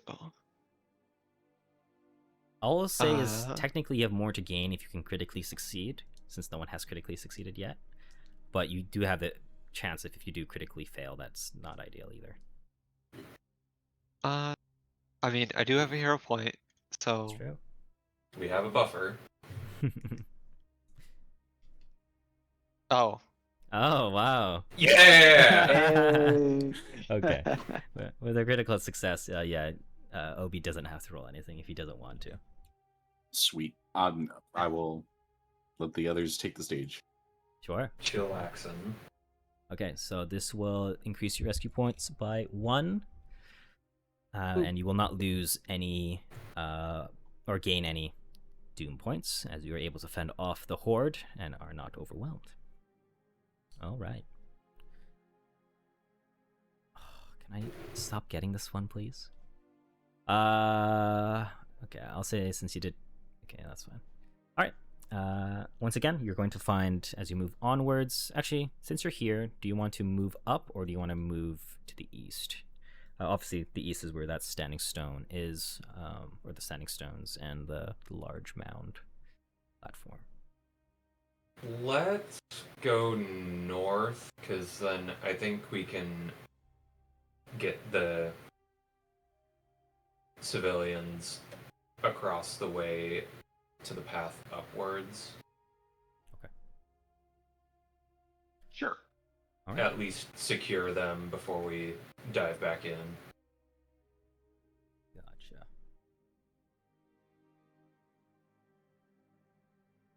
Okay. As you do that, you will head up north. Okay. So as you are up on this side where there's rubble and people holding out, at this staircase in particular, you are going to see that there is ultimately a almost like a complication at the staircase here. You can see the staircase as a whole is kind of beginning to collapse with the sheer amount of people that's walking through it, especially with all these people going through it. The staircase isn't like broken or anything, but it's creating a dangerous area for people to kind of traverse. So what this will mean is if you use any attack or athletic rolls, it's going to be at an increased DC by 2. But you can see that there are pretty clearly like a detachment of militia here trying to fend off people from being chased or attacked from undead and so on. Okay.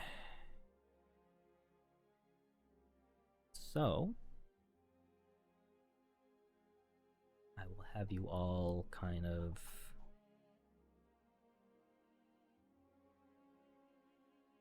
try to clear the path for this one, and try to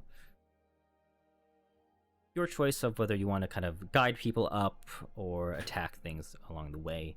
So obviously attack rolls if you want, but at a higher DC since there's more traffic and things to try to not hit.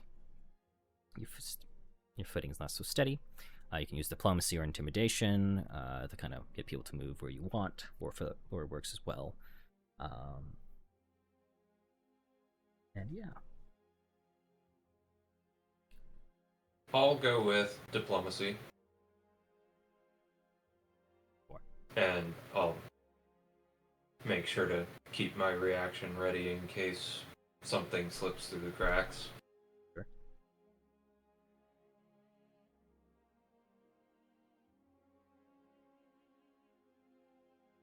Nice. Cool.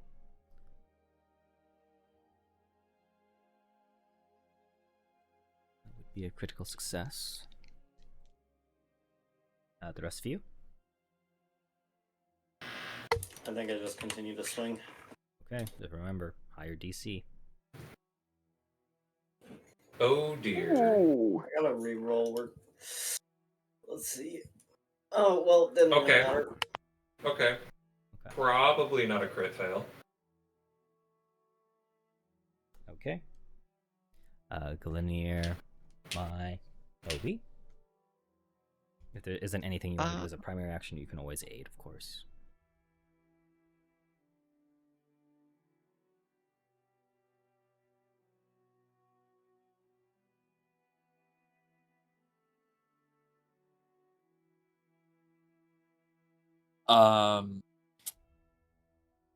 Would perception work here? You can. What are you Alright, trying I'll, to I'll try it. try to do, mostly?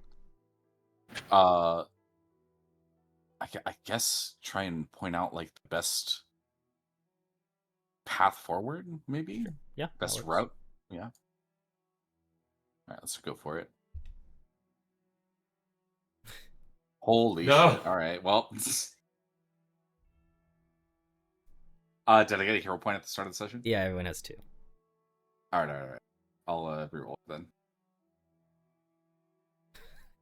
Okay. Maybe it saved me from a crit fail. Maybe.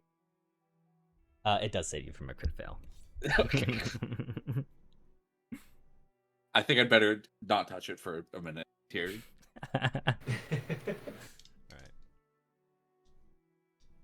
Right. And Glenier? I will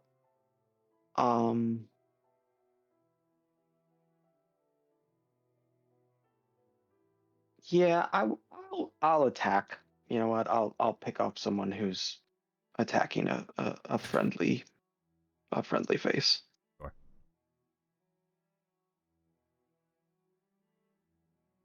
All right. Okay. Nice. And then anything you want to Let's do? just go for another attack. Okay.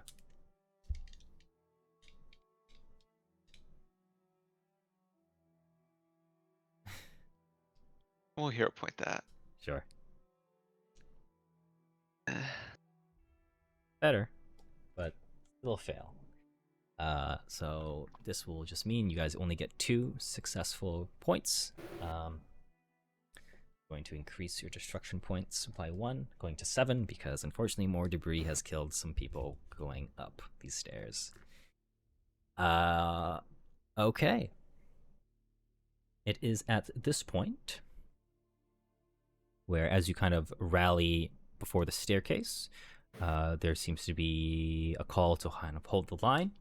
As you have refugees kind of pushing upward against you, the flow is kind of unstable. Maybe it's uninterrupted for a few minutes, and then undead and other things are pushing up against you. Ultimately, what this is going to mean is you need to kind of hold the line literally and survive a few of these skill checks. Or if you don't, they will advance.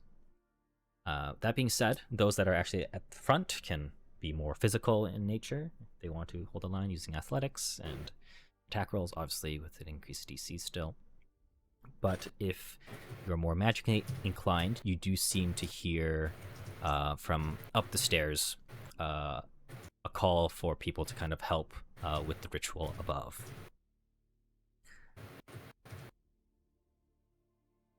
So you can kind of organize yourselves as to how you want to do this. These are going to be kind of two different skill challenges, so to speak.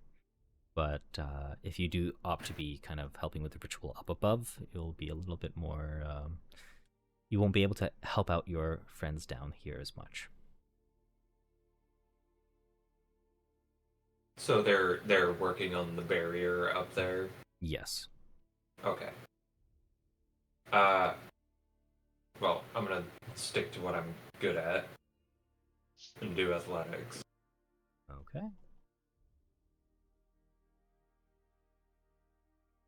Any other takers? I'll try medicine down here. Okay. Yeah, you're gonna keep people up and patched up. Yeah. Gotcha. Okay. Dronin? Oh my fucking god. No. Alright, I'll use my other hero point. Yeah.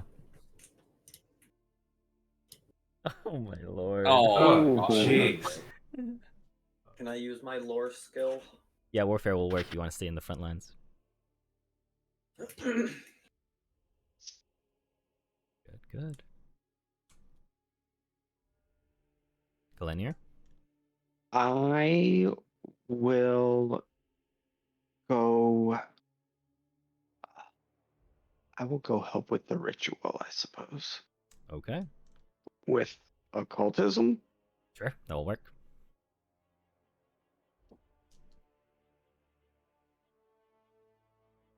Nice.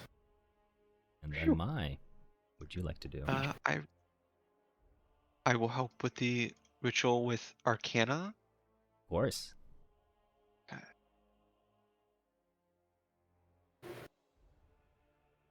Hey. Wonderful. Wonderful. Okay. Sergeant Nareth and his guards will assist anyone in the front line. Okay, and this is where I'll say you will succeed the first wave. So, you need to survive 3 more waves, or have 3 successful checks, or continuous group checks, effectively. You're all going to be dealing with different things. Currently, you guys are at 15 rescue points, victory points, and 7 doom points. Ooh. So, this means failing, most notably critically failing, will be more impactful. We're going to be doing this as group checks, so you don't have to succeed, like everyone succeeding or whatever, but just need half. Okay, second wave. As this happens, Sergeant Nareth is going to give you aid. Those that are in the front lines are going to get a +2 untyped bonus to all your checks to offset any of the attack roll stuff. So as this happens, this wave seems to be mostly about the crows, ravens, and undead mixed in. So what I'm going to ask is, your biggest issue here, at least for the one holding the line, are the ravens. If you have any ranged weapons, that would be ideal. Otherwise, you take become a little bit more distracted, and you'll offset the aid that your defense guards are helping you with. But otherwise, you're still being bombarded by people here. I do not have a ranged weapon, All right. but I do have a shield cantrip I can put up to at least keep myself from getting totally battered. Mm-hmm. So this is the part where HP will matter a little bit if you aren't able to do anything. But Okay. worry not. So you'll use a shield. Dronin and OB, how do you want to hold down the line here? I feel like I should try and make a ranged attack roll. Okay. We get +2 to this then. Sweet. Put up. Athletics is probably not going to be useful against the piles of ravens, right? Yeah. You're going to Okay. roll a fortitude check for me, Rixa. Okay, Fortunately, you're Gotcha. good at these. quite. Can I just keep using my lore skill? Yep, that's fine. You can kind of just substitute it out for whatever. Oh, is it all right if I devise a stratagem on this to see if, like, hey, maybe I might not want to do it because I'm gonna miss. Sure, yeah, that works. All right, cool. You're So this basically is just what it would rolling be. 2d20, right? Or you just roll a d20 in advance. All right, so I know I'm gonna roll a 16 on this. Yeah, Maybe I want to do something else. sure. Maybe we go back to medicine. Maybe it'll be better this time. Okay, sure. I'll say maybe you try to help Nunixa or any of the other people trying to defend themselves from the ravens, which seems to be more of the problem. And I don't get a bonus to the No fortitude bonus. save? No It's just bonus. regular fortitude, which is Gotcha. in your favor, technically. I'm gonna re-roll that. Okay. That's better. Cool. Okay. So, then I'll have Galenier and Mai do their checks towards the ritual.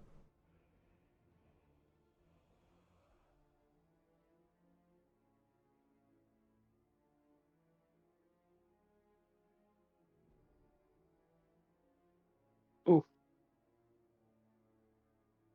That's okay. 4 of you succeed, so it will be all good as you continue to hold fast for this ravens and the dead. All right. It's at this point, as you continue on to the next round, you guys will go to this and this. You're going to hear a tear through reality. I don't know what just happened. This kind of screech, this cosmic screech, where the pyramid was above you. And within these tears that are about 3 feet wide, you're going to see these shadows come from within. They don't move or shamble like undead do, but they seem to have a little bit more purpose. And they begin to charge forward, indiscriminately attacking whatever happens here. So, those in the front line, you can do either a religion check or an occultism check to kind of fight these shadows with a little bit more tact, or provide a bonus to those that are attacking. Otherwise, the rest of you in the front have to make a fortitude check for me. Okay, well, I'm pretty good at fortitude. I'll try to. Yeah, with occultism, you try to provide guidance or to tell them how to navigate this particular conundrum. Oh dear. I'm gonna use my other hero point.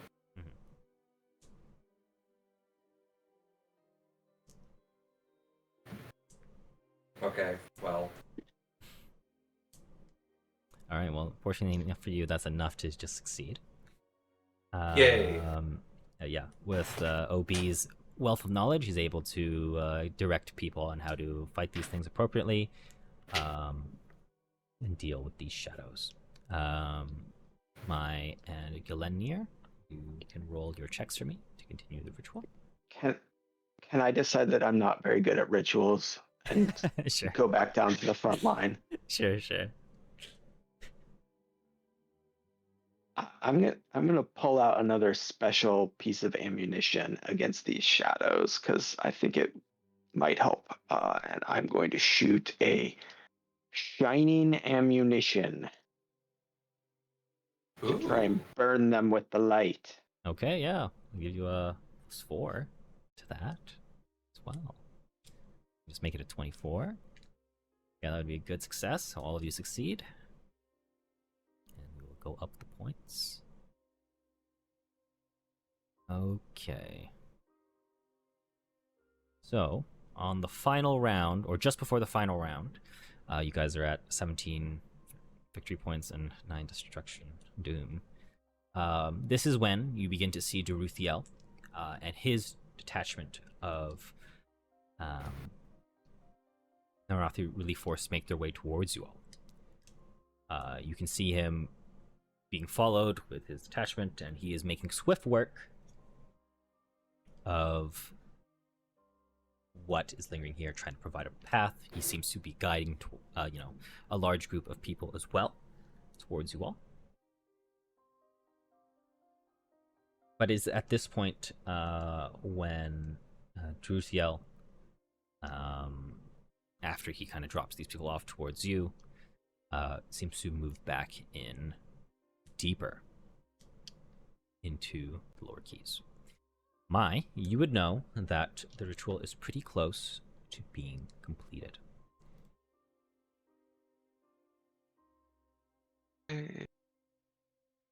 How about how close is pretty close? You need one more round. Okay. If you... Ultimately, what I'm saying is, if you don't succeed on your side, it delays how many victory points you get.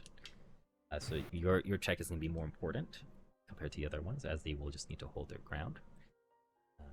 In this case, letting you know. But for the rest of you, No pressure. yeah.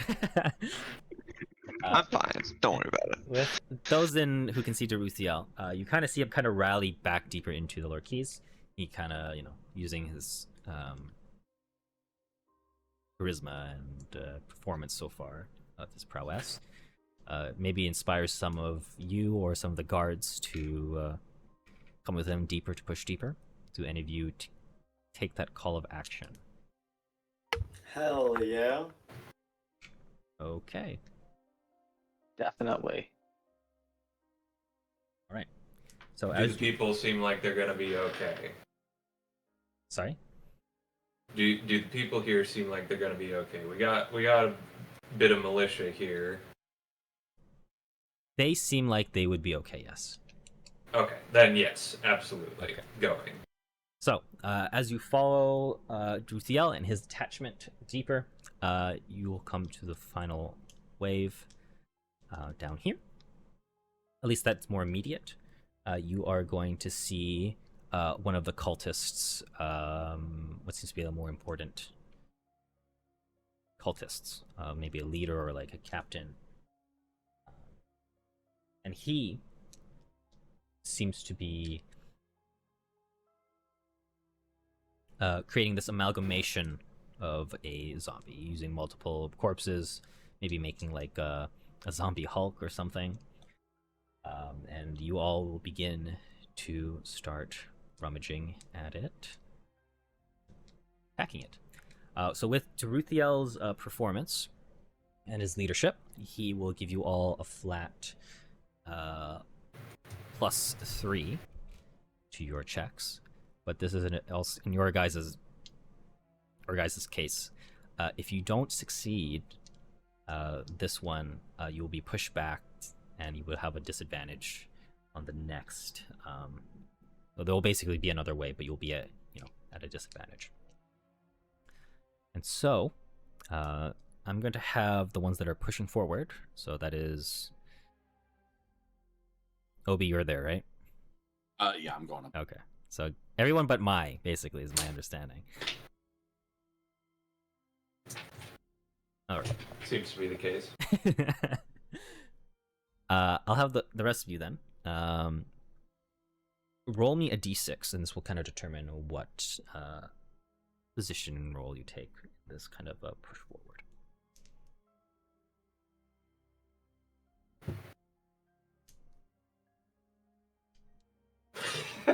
Guys, can you roll something that isn't a 2? Okay, Oh, my thank bad, I you, clicked John. the wrong one. I clicked the wrong one. All right. Well, it's not a 2. Okay.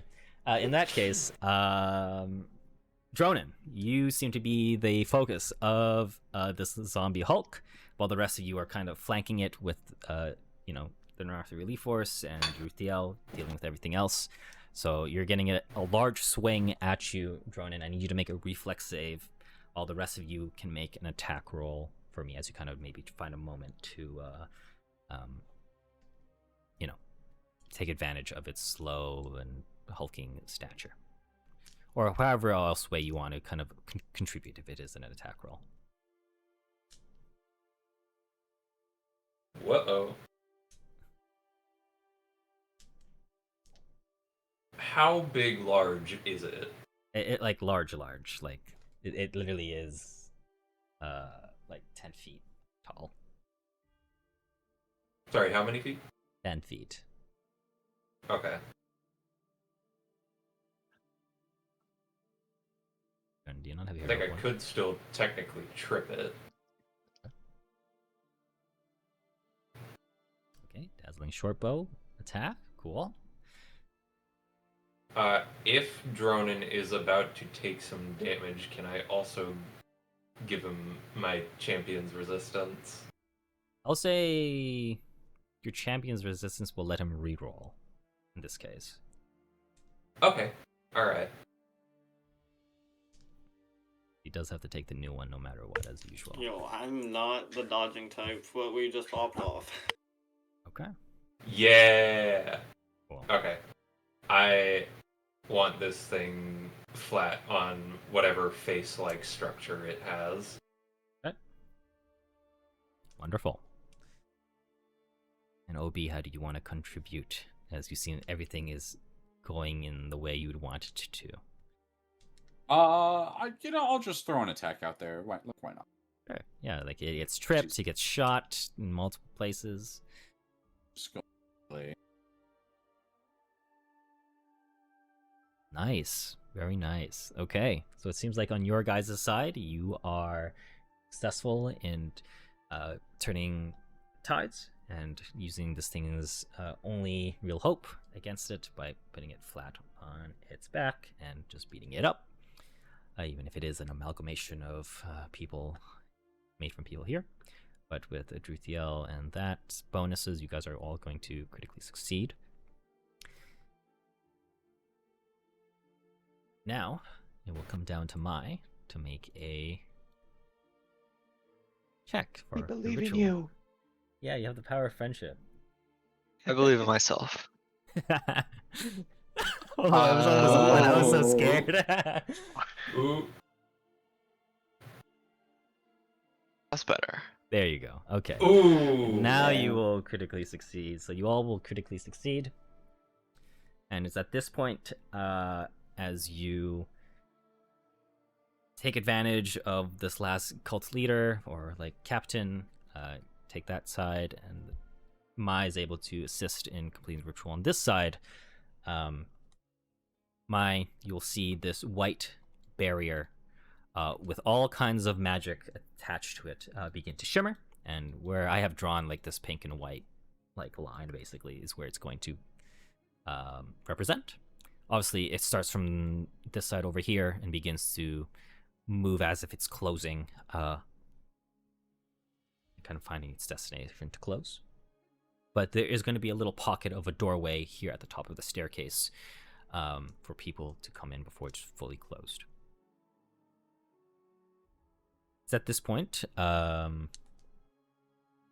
do you take more action to maybe call out for people to come in, or is your job done here? What about that other cache? Do we want to take that place out? The other group of cultists? I think that might be smart, since we know where it is.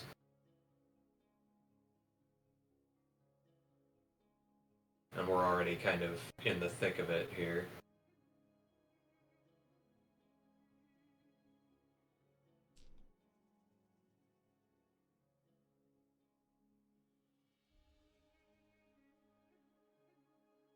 That'd be my choice. Yeah. Well, regardless of what happens, you guys are at 19 victory points and 9 doom. It's at this point you have a choice to make. You are going to see from Market Green, where the standing stones are, a dark shadow originate from it, and it seems to envelop basically everything in the lower keys up to the river. Up to the rivers, and then of course basically where the staircases are. It kind of makes the shadow dome. It begins to kind of expand. It begins to swallow landmarks, swallow routes, or paths, and so on. But you see Jeruthiel and his detachment push head on, unyielding.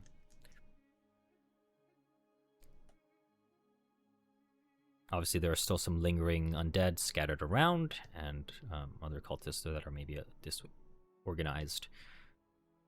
But there are still people trying to make their way towards the staircase. What do you four do down here?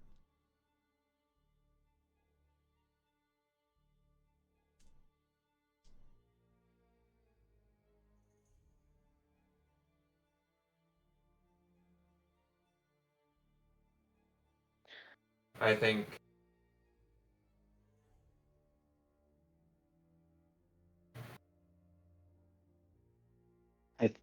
I think I would try to keep protecting the people who are still making their way towards the staircase.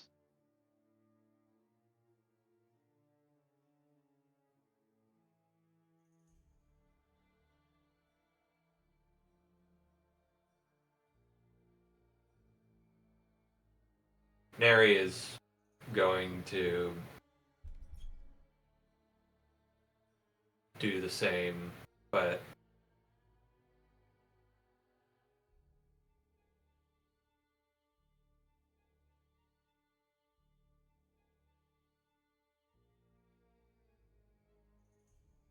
I guess she's going to be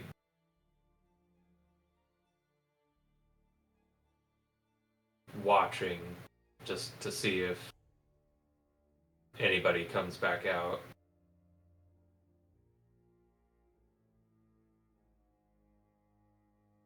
I'll say you'll see maybe people that are trying to run their way towards the staircase, but some of them get swallowed by the darkness, and you can't see through it, even though it is dark.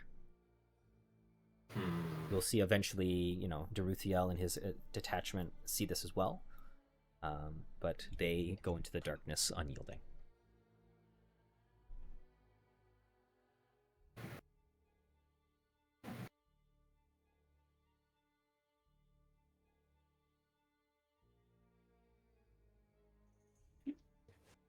I'm kind of down to push in, honestly, following. I think that would be the Neri thing to do, is to push into the darkness.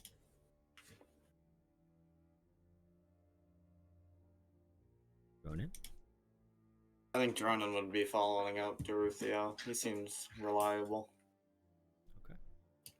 Look, Linear, you are just trying to guide people back and up to the staircase? Yeah, although if the rest of them are following inward, then I would follow them. I would stick with them. Okay. And then I'm going to ask mine. As you see this darkness begin to encroach and consume, you're going to be realizing that this darkness is very infused with a powerful magic, and you can tell after casting this ritual, now that you're a little bit more in tune, a little bit more in your flow, you begin to feel the magic around you a little bit more prominently.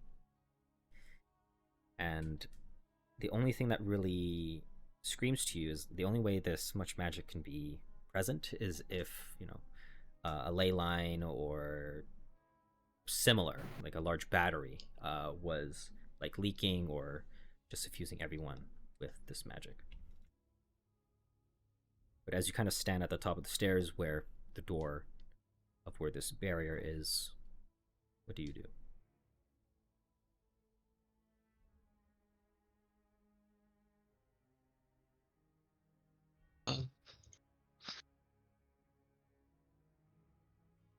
Shoot.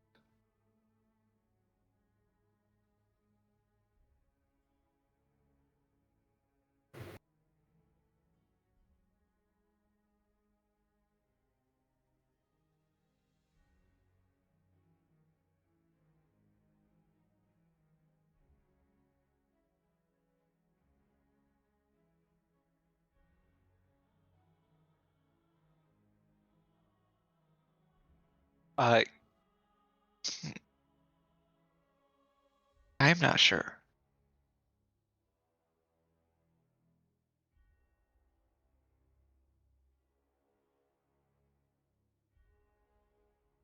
I guess the real question is, would you rather behind a wall and be safe, or find out what this magic, this presence means?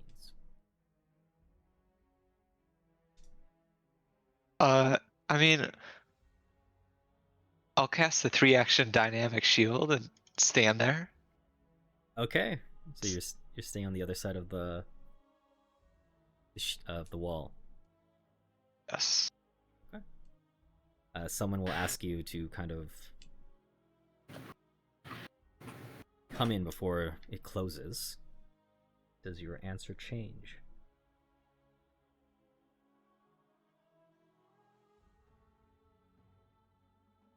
I'll go in. Yeah.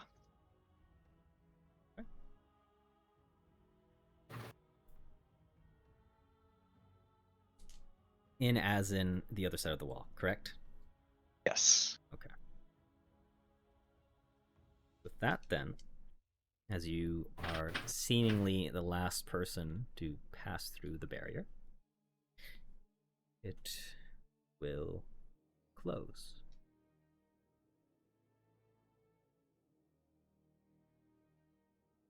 As this happens, you're going to see on your side what seems to be the aftermath of it all. You see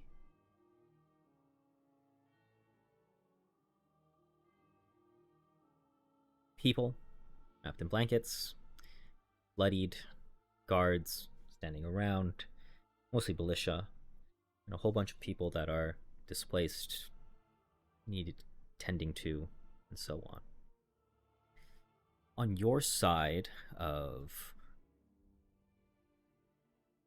the wall, you are going to see this person who you did talk to not that long ago. Our buddy. And he seems to be looking down into the lower keys.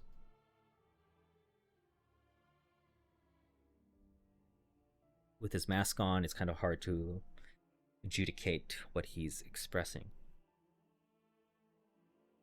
and or potentially feeling. But it's at this point where you, as you kind of look down into the darkness of the lower keys, you're going to see the wall become opaque. You're unable to see everything else as the darkness kind of encroaches up against the wall. That's the only thing that seems to be present.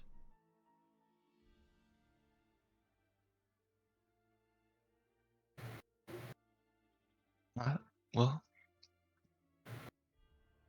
hello.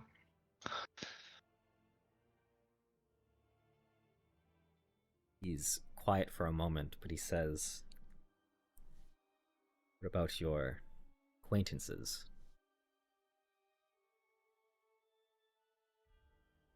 They'll survive. Probably.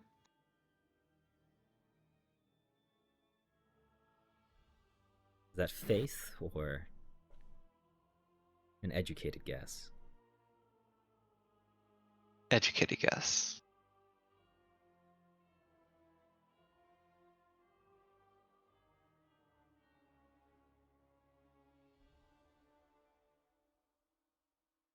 I fear that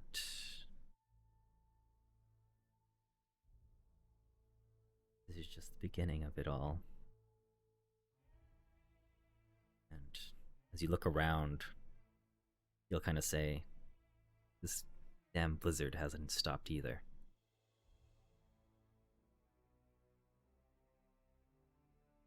I'm going to leave folks here with people that are more trusted in medical hands, but what is your plan now? Aren't you supposed to be with them? We'll meet up at some point. Unless you have the smarts to know what's better play. March to what? You kind of mumbled. You have the smarts for being on the right side, taking the better play. I'd probably do the same.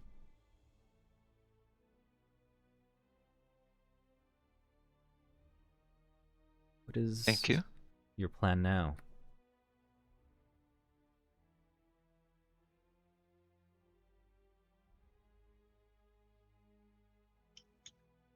Well,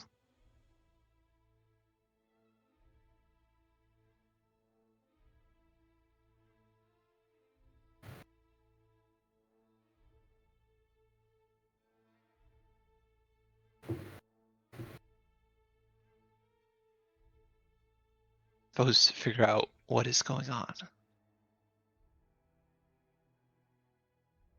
I can tell you this is the worst day Falcrest has ever seen in a long time.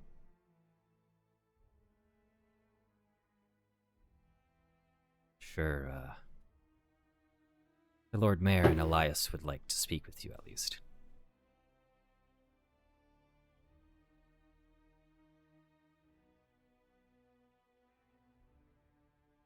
That is acceptable.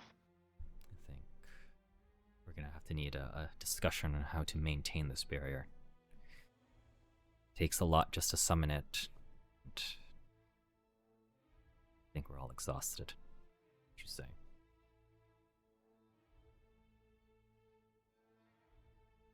Sure, indeed. Well then. Would you like to accompany me to the Adventurers Guild? Sure. We'll follow him. From there, you four, who followed so courageously into the darkness,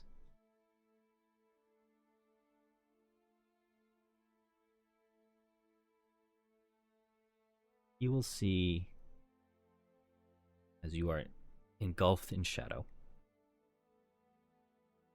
ahead of you, just mostly ahead of you, is that standing stone and that humanoid figure within, at the top of it. Now, kind of covered with this shimmering barrier.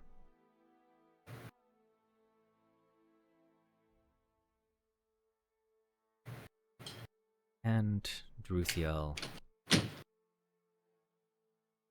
not too far away from you in front.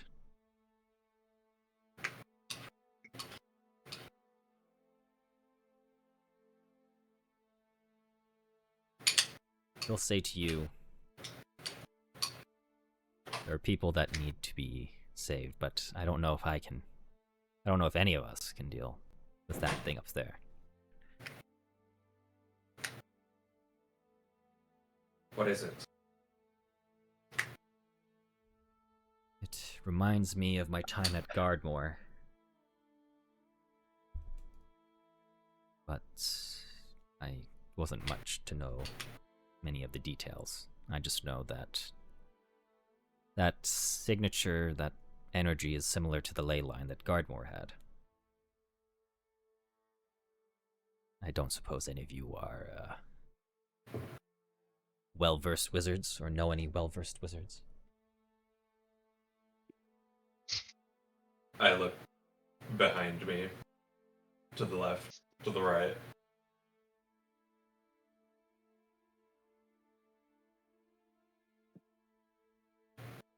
Maybe even magic. I look at Gellenir.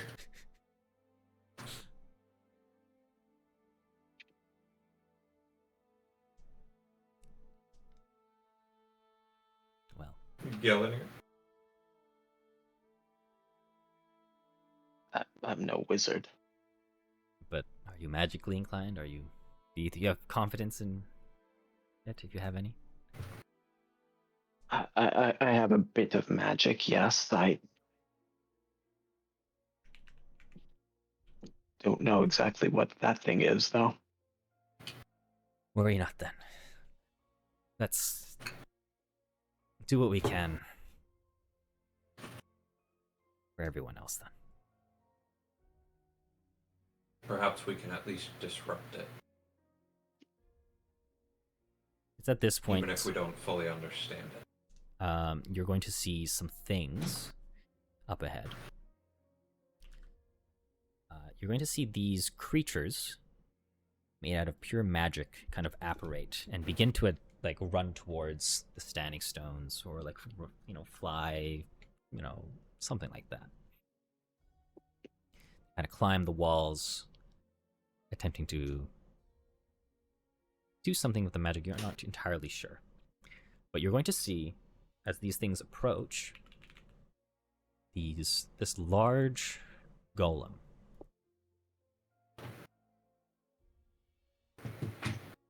just swing at these magical creatures, pummeling them instantly, snuffing them out. And as it does this, it seems to mindlessly walk, but also walk with purpose to snuff out these things whenever it approaches. It doesn't seem to have routine other than the fact it stops these things from approaching.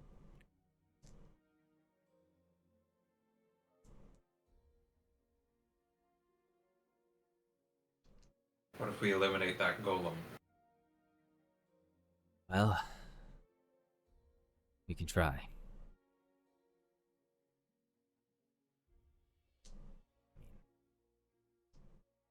I would definitely look good if I dodged around it and hit it as hard as I could.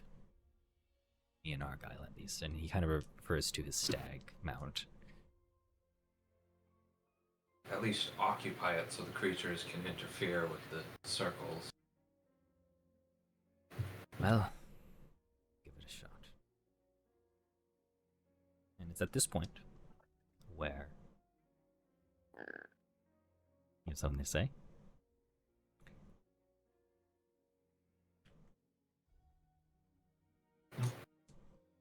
Nope. Okay. We'll begin charging forward. And we charge forward. We will end things there.